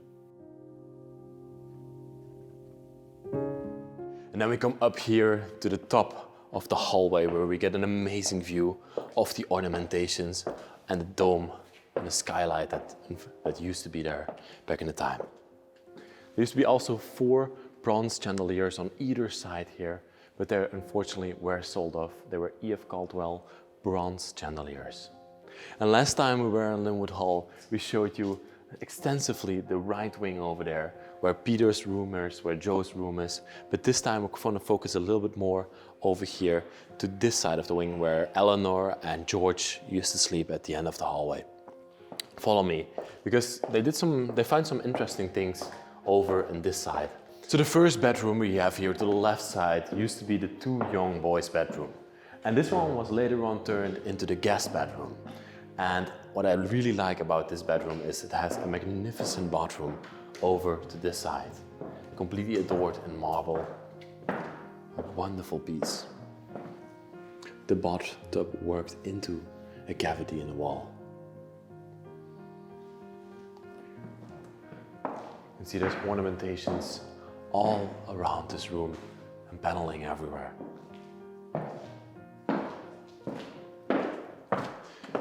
From this room, we can see that there was the servants' stairway leading up to the top. And then we can go further, we see there's also a skylight letting in light into this room. Right underneath the skylight, there's another anomaly here, and this is one of the other air ducts, beautifully worked away, wonderfully designed over here as well. See, oh, here's another one of those vacuum systems right next to the air duct. They were everywhere in the house and they were all hidden away with hidden doors and everything. Everything has been thought about in this house. First bedroom here to the side is the blue bedroom. I unfortunately don't know much about this one. There's a wonderful mirror, designs above there.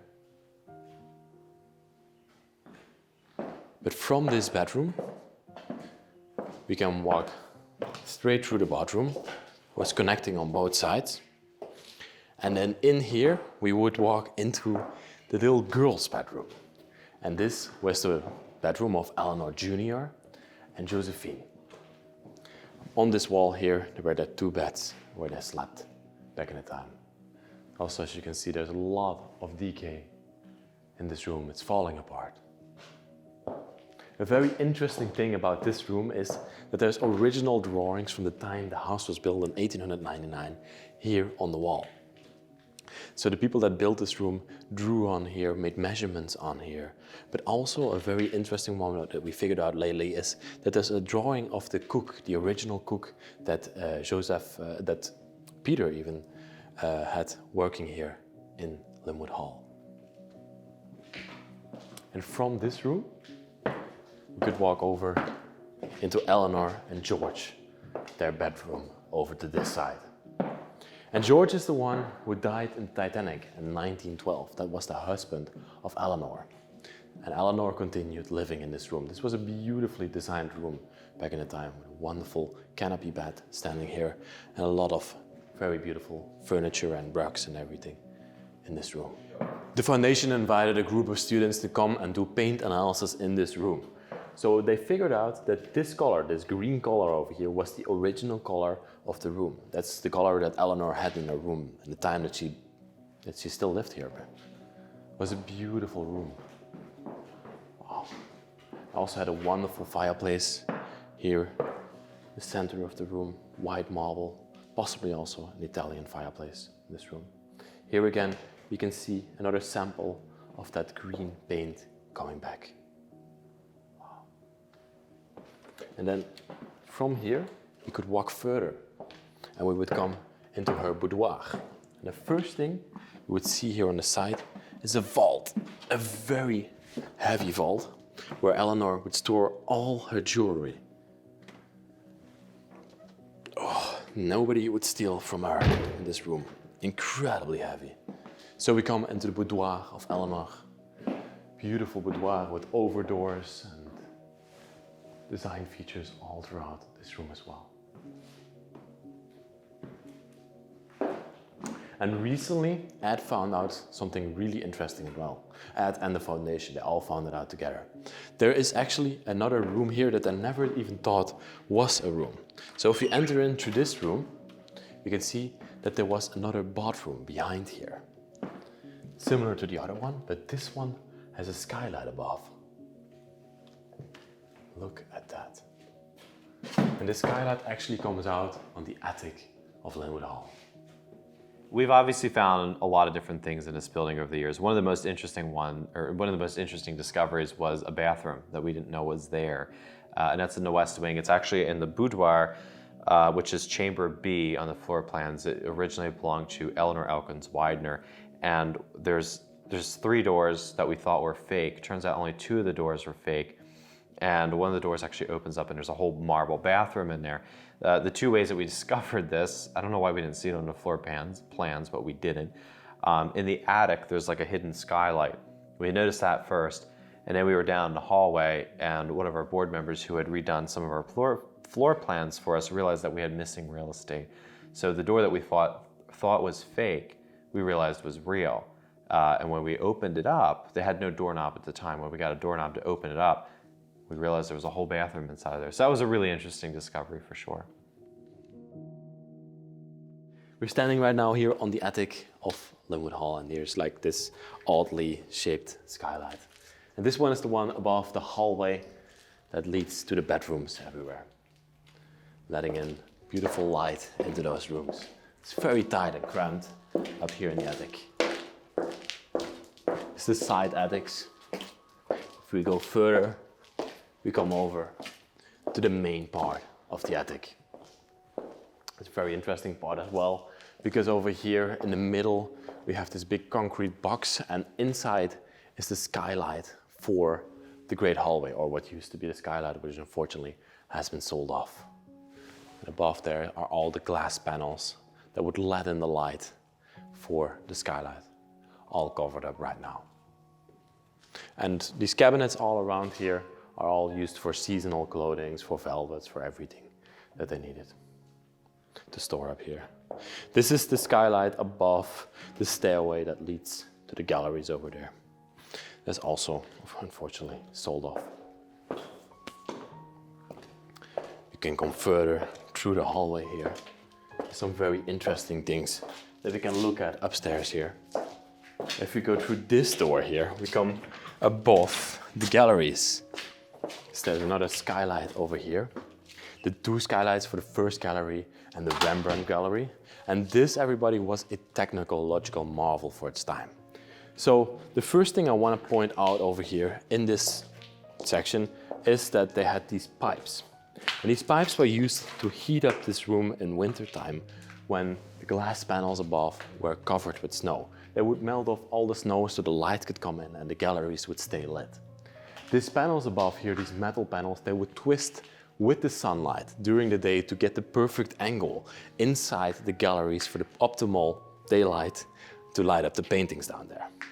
And then to control the temperature inside the rooms, they could also open up these glass panels, and they would use these wheels for it, and they would twist all the glass panels open all the way along here. It's very heavy, hasn't been used in a long time. As you can see, it's so well built that it still functions to this day. And that's how you would open it up. And then fresh air would come flooding into the galleries down below. An absolute technological marvel and very rare for its time. These would be used up, oh, I shouldn't twist those. These would be used to open up the glass panels above there. Wow. Okay, and then from here, we can go further back into the hallway.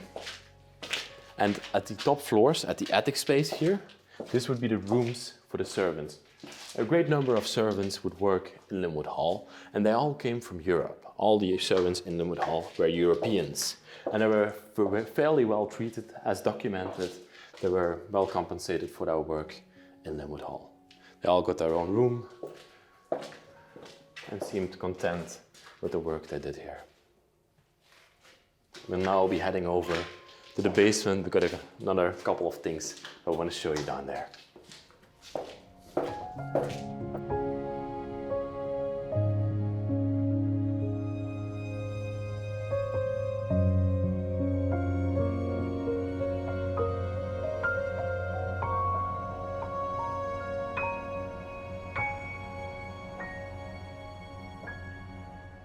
Over the years, there were many different iterations, alterations done to the building. One of the more important ones was done in 1908 when an Otis elevator was installed here. So what's interesting about this elevator is it's in pieces, but it is fully intact technically because everything's still here. All the motor and equipment is still in the basement. But it's one of the first fully automatic elevators, residential elevators in the country, meaning it works just like an elevator does today. You hit a button, it comes to you, you get in, you hit a button, it goes where you want it to go. There was no need for a lever or to have an elevator operator in there. It works like an elevator would today. What's also interesting to note about this elevator is it's still wired for DC electricity. It has not moved since 1944. But it's all there. It's all the pieces are there, and you can actually get in it and take a look at it today.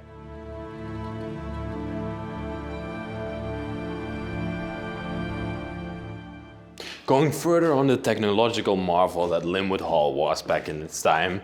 So they had one of the first automated elevators in a residential home. It's a wonderful piece, completely made also in the style of Lynnewood Hall by Otis. It was back in the time, with the paneling in here, the glazed style bricks, and everything in this elevator was beautiful. And also this bronze gate that they had in front of here. And this was actually installed because B.A.B. Widener Senior, he was getting old and couldn't go up the stairs anymore. And this he needed to move throughout the house. And from this elevator, I want to show you something else. We have already showed you last time, but the foundation installed lights and the tunnel system. And I know everybody loves to see the tunnel system underneath Lynnewood Hall. The tunnel was installed to bring cold air into the building through these tunnels, through that HVAC system, the air ducts that we saw throughout the building. But it was also installed, on the other hand, for pipe work and electricity and the water to flow towards the fountains. Have a look at that. A massive tunnel system that leads all the way underneath the French gardens towards the end fountain over there. We'll take a little walk down here. It's quite long.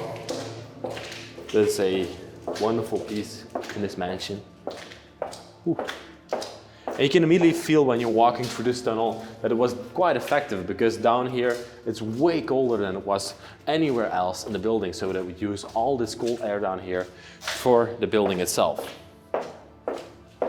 One thing that I really adore here at the end of the tunnel is that they had attention to detail in every aspect of Lynnewood Hall. Even here at the end of the tunnel, where literally nobody would come except for the maintenance people, they had marble paneling.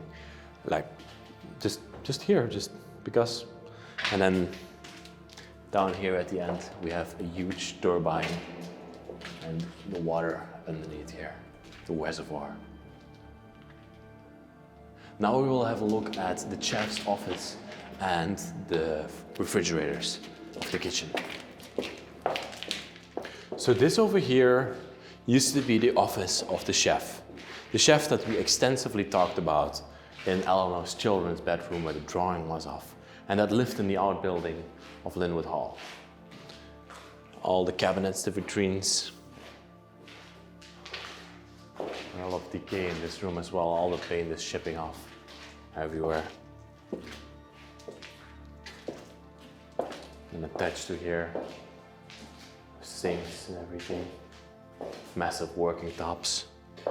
And these were the fridges where all the food was stored. They had a lot of food and they were ready to invite a lot of guests to this house. Whoa. It's barely hanging on. Carefully place this back. Okay. Small fridges up here as well.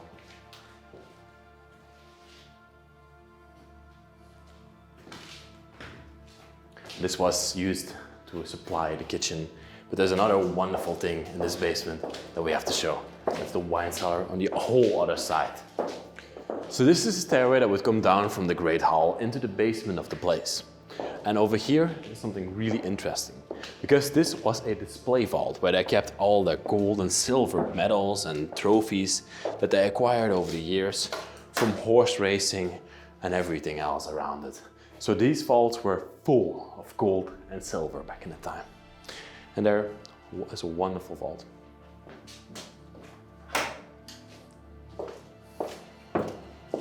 From this vault, super heavy doors, we could walk into the arched basement over here that will lead down to the wine cellar.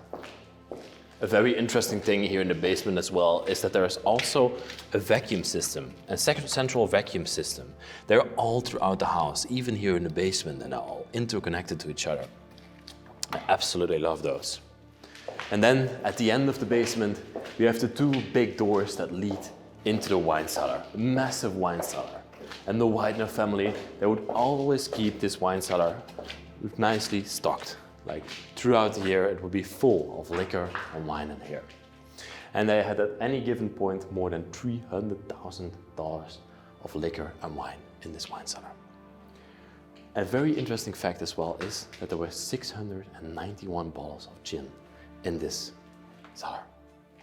Now it's time, everybody. We've been teasing it since the beginning of the video, but we're gonna meet Peter R. Widener, the 6th generation of the Widener family, and he's gonna take us throughout the gardens and the lodge.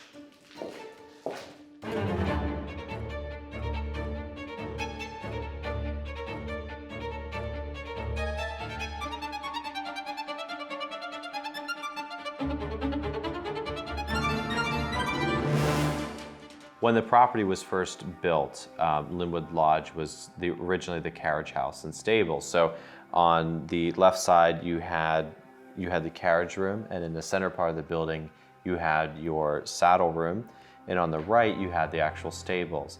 And one half of the top, you had the stable boys' quarters. The other half of the top was just a hay loft and storage.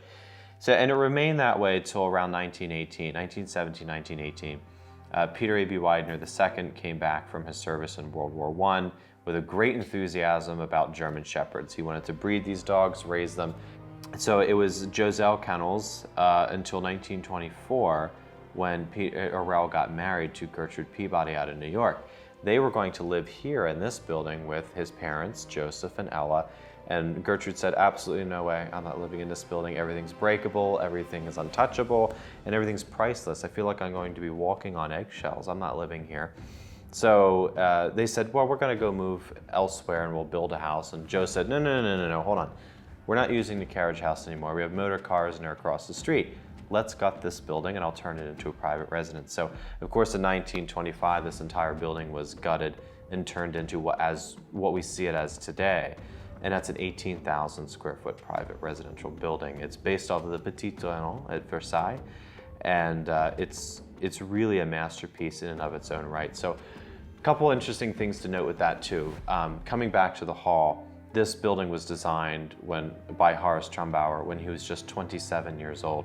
The original iteration of the lodge was also designed by him too. The second iteration, we believe, was actually taken over by Julian Abel, who was the chief draftsman for the office of Horace Trumbauer for many years. So Julian Abel was the first African-American architect of note in American history and joined Horace Trumbauer's firm in 1906. And we know that by 1910, he was really doing all of the principal designs at that point. So we think he may have had some work done in this building with some of the several iterations in later years, but it's very likely that he was responsible for the redesign of the lodge. We just haven't found proof of that as of this time. But the lodge remained a private home from 25 until 1940.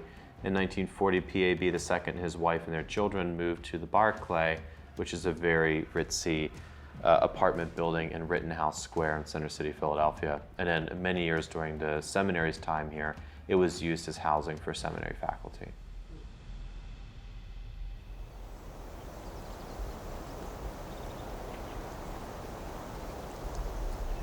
So we're honored right now to have Peter R. Widener with us, the fifth grandson of Peter A.B. Widener, and we're gonna take him through the gardens and show him the lodge that he has never seen before.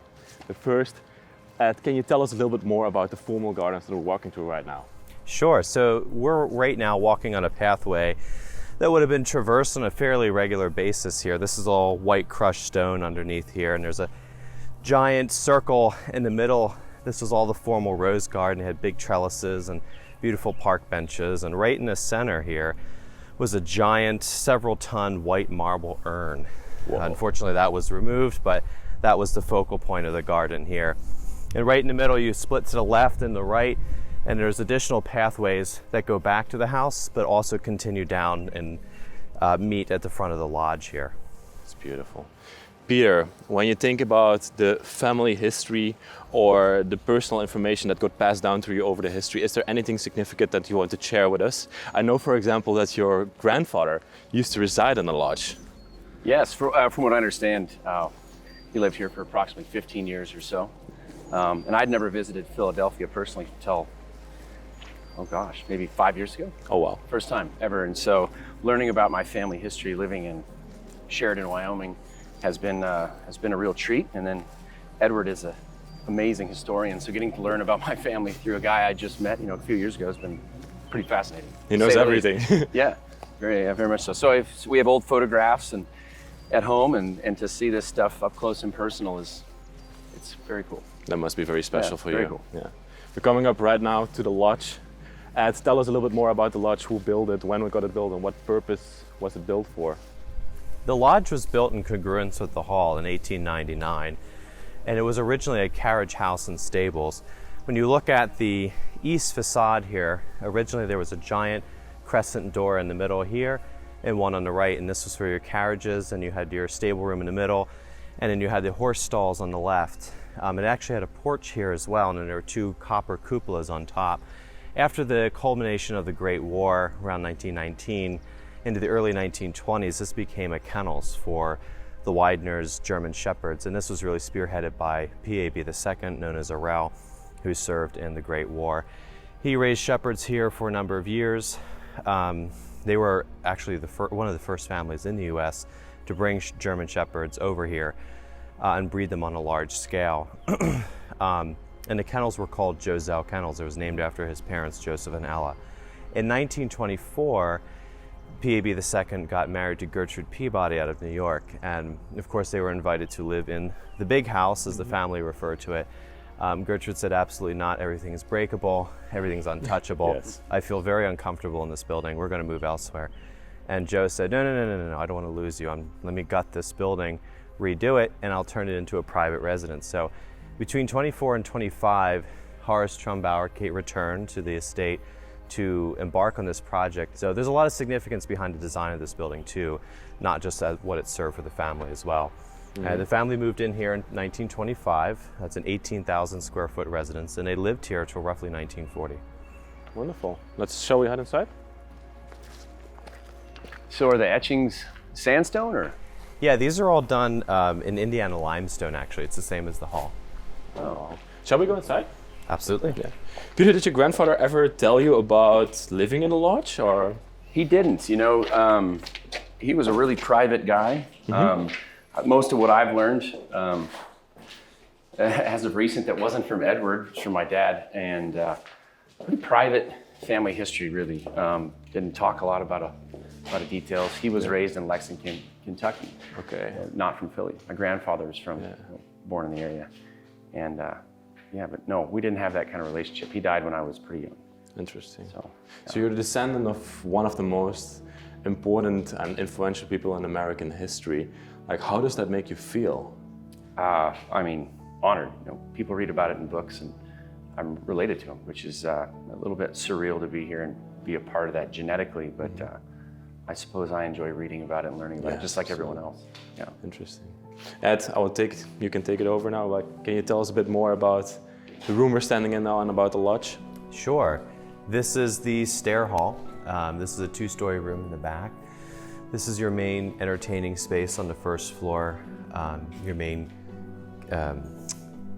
converging hallway space, if you will. The front door is down here, and then all the staff rooms are to the back of us. So we have the kitchen, servants' dining room. They have their own sitting room and such. There's bathrooms down at the end of the hall. We have the drawing room over here, which is a very light, bright, very cheerful room. And then behind us, we have 2 more sets of rooms. We have the dining room, which is very large, and we have the library as well, and that's the same size as the drawing room, just on the opposite side of the building. Okay. Shall we go further towards it?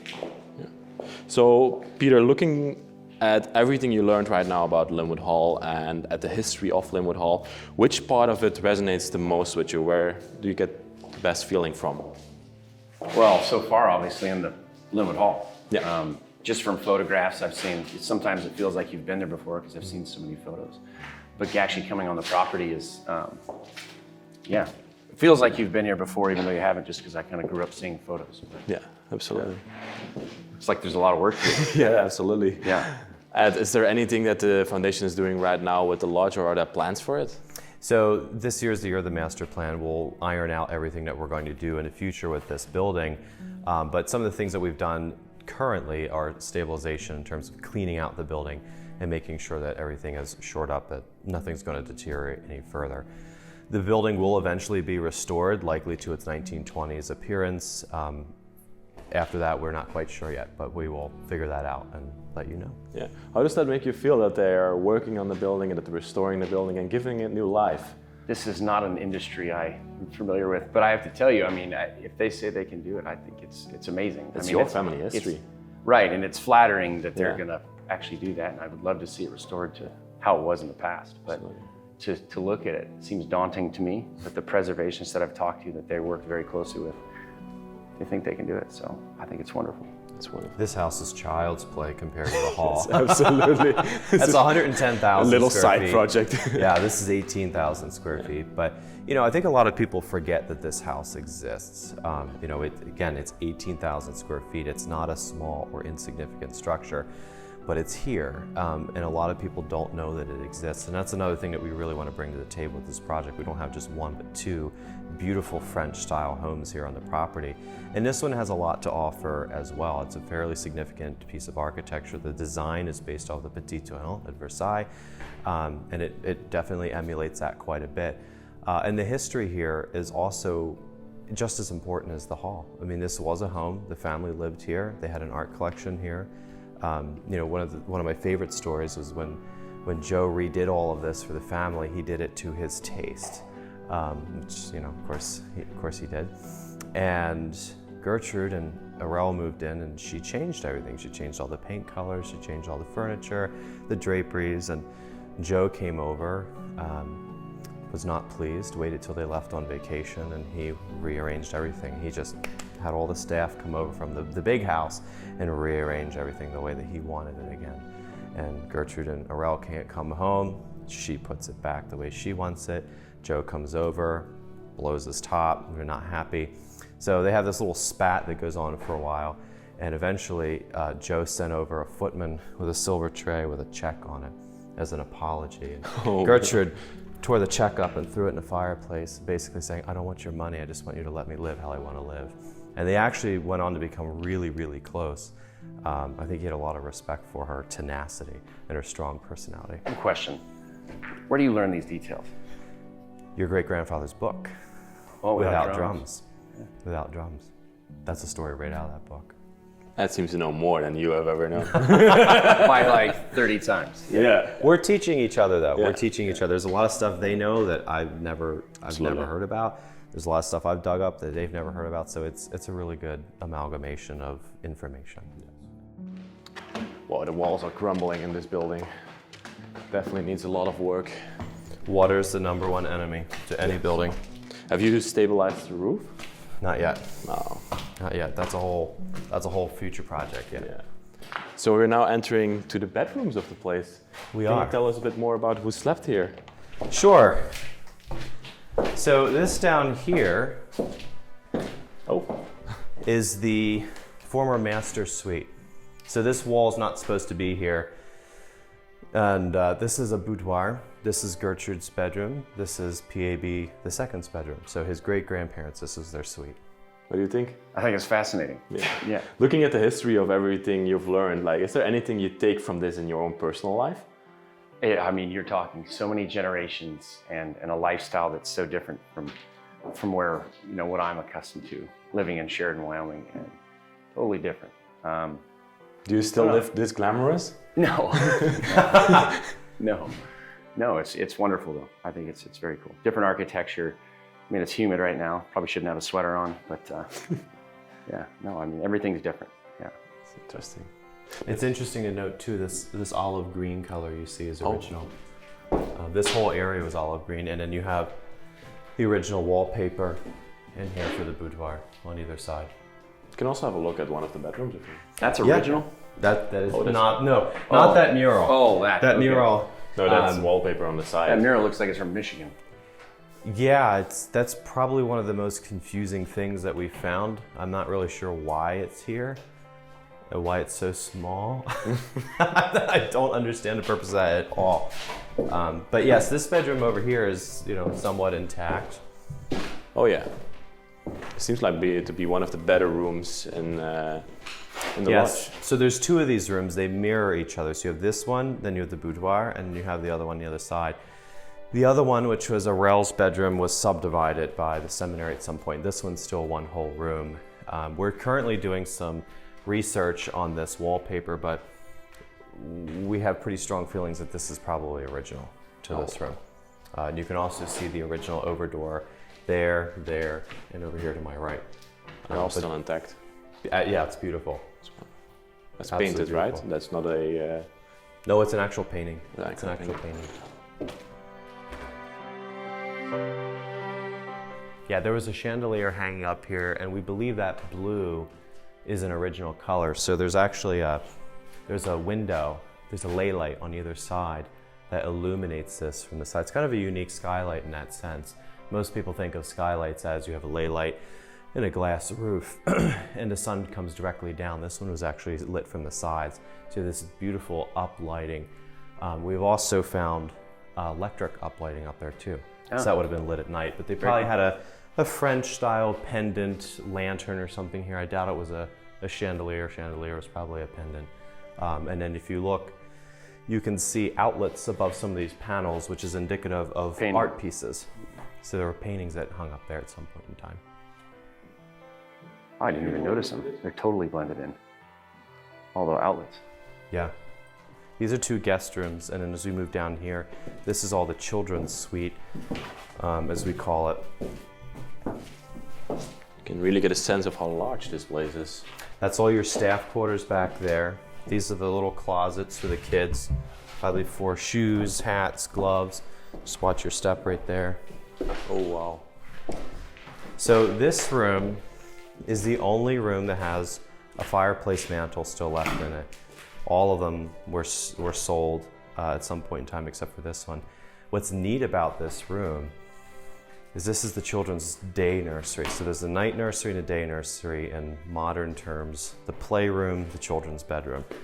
So this is where your grandfather would have played on a daily basis. This was their toy room, their playroom. Yeah. Their own separate space in the house. So we know that this room was also olive green. We actually have the original wall sconces from here. They are Chinese red with a gold overlay.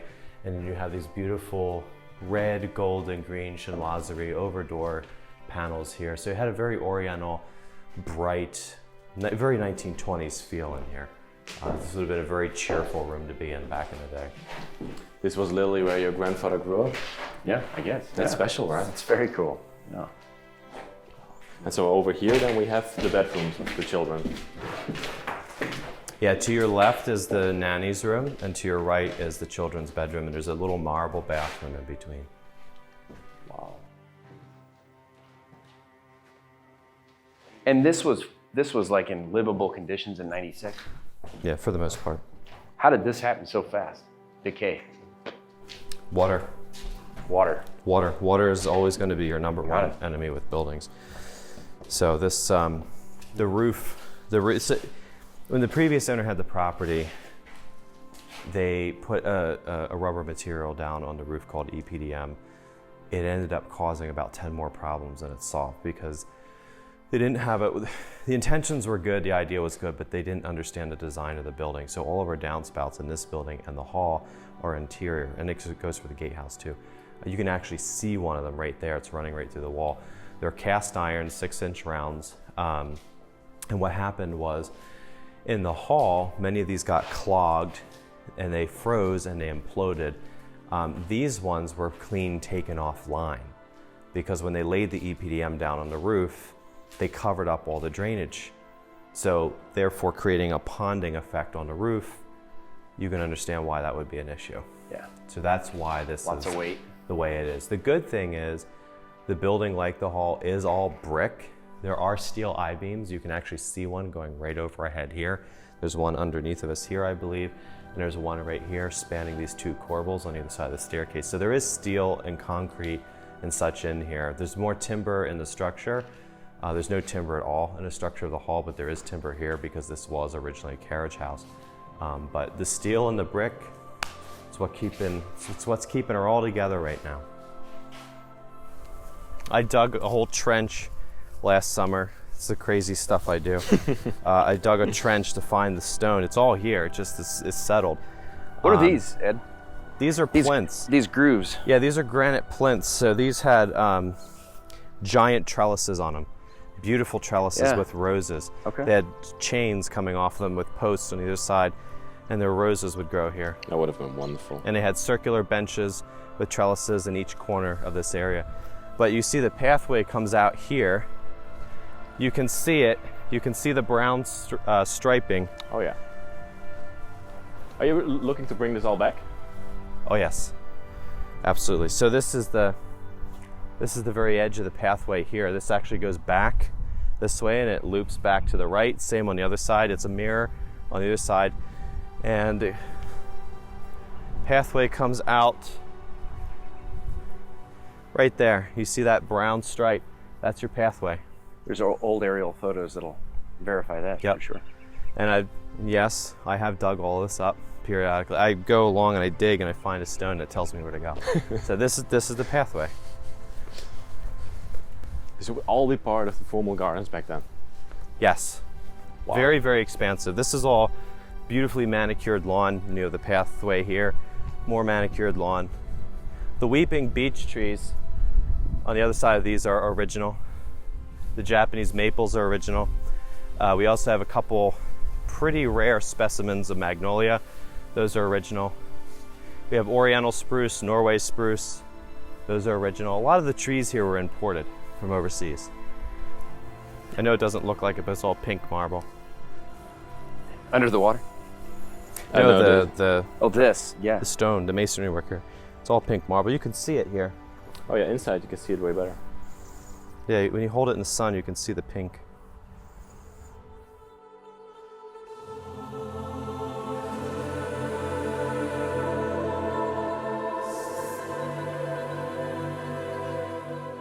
Peter, if you look at the future of Lynnewood Hall, what would be a vision, what would be a utopia for you for Lynnewood Hall to become?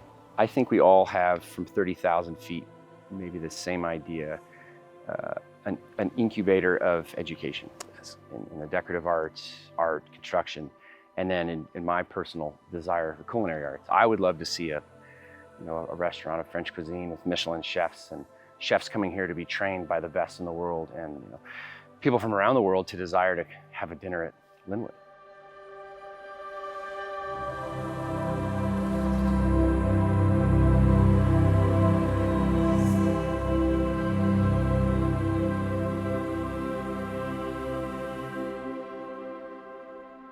I just want to say this. I don't know if it's worth putting on camera or not, but one of the reasons that were my why to get involved with this is, I was inspired before I even stepped inside these doors because Ed was telling all about it. And when I see you guys and I see Tyler and all these young people come in here and be changed or affected by something that is of another era, of another world, caring about things in a way that seems to become more happenstance rather than the traditional norm of society. I mean, it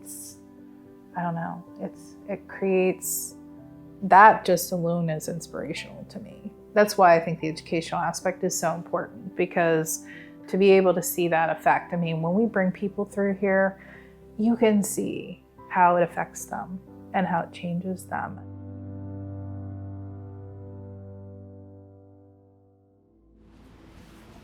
Peter, I want to thank you so much for coming with us and giving us the opportunity to show you the lodge, and it's been wonderful to have you. Pleasure's all mine. Thank you very much. It's been great. It's been a great pleasure.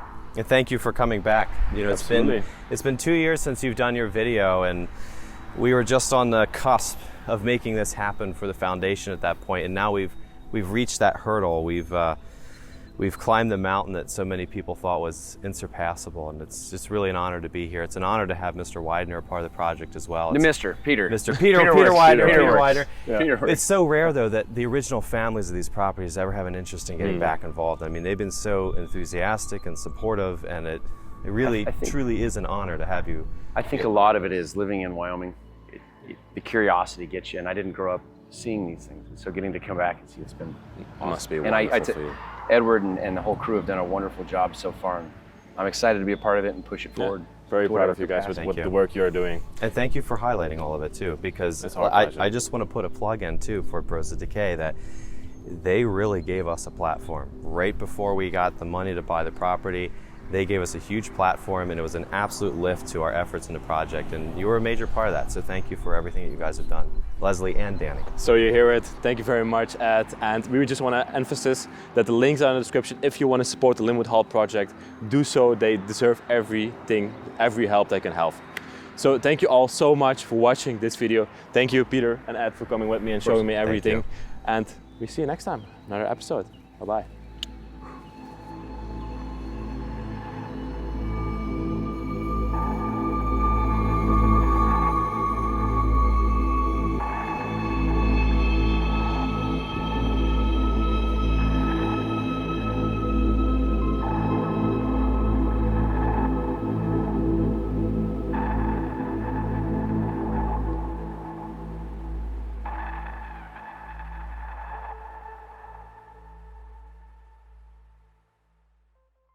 Shortly after you put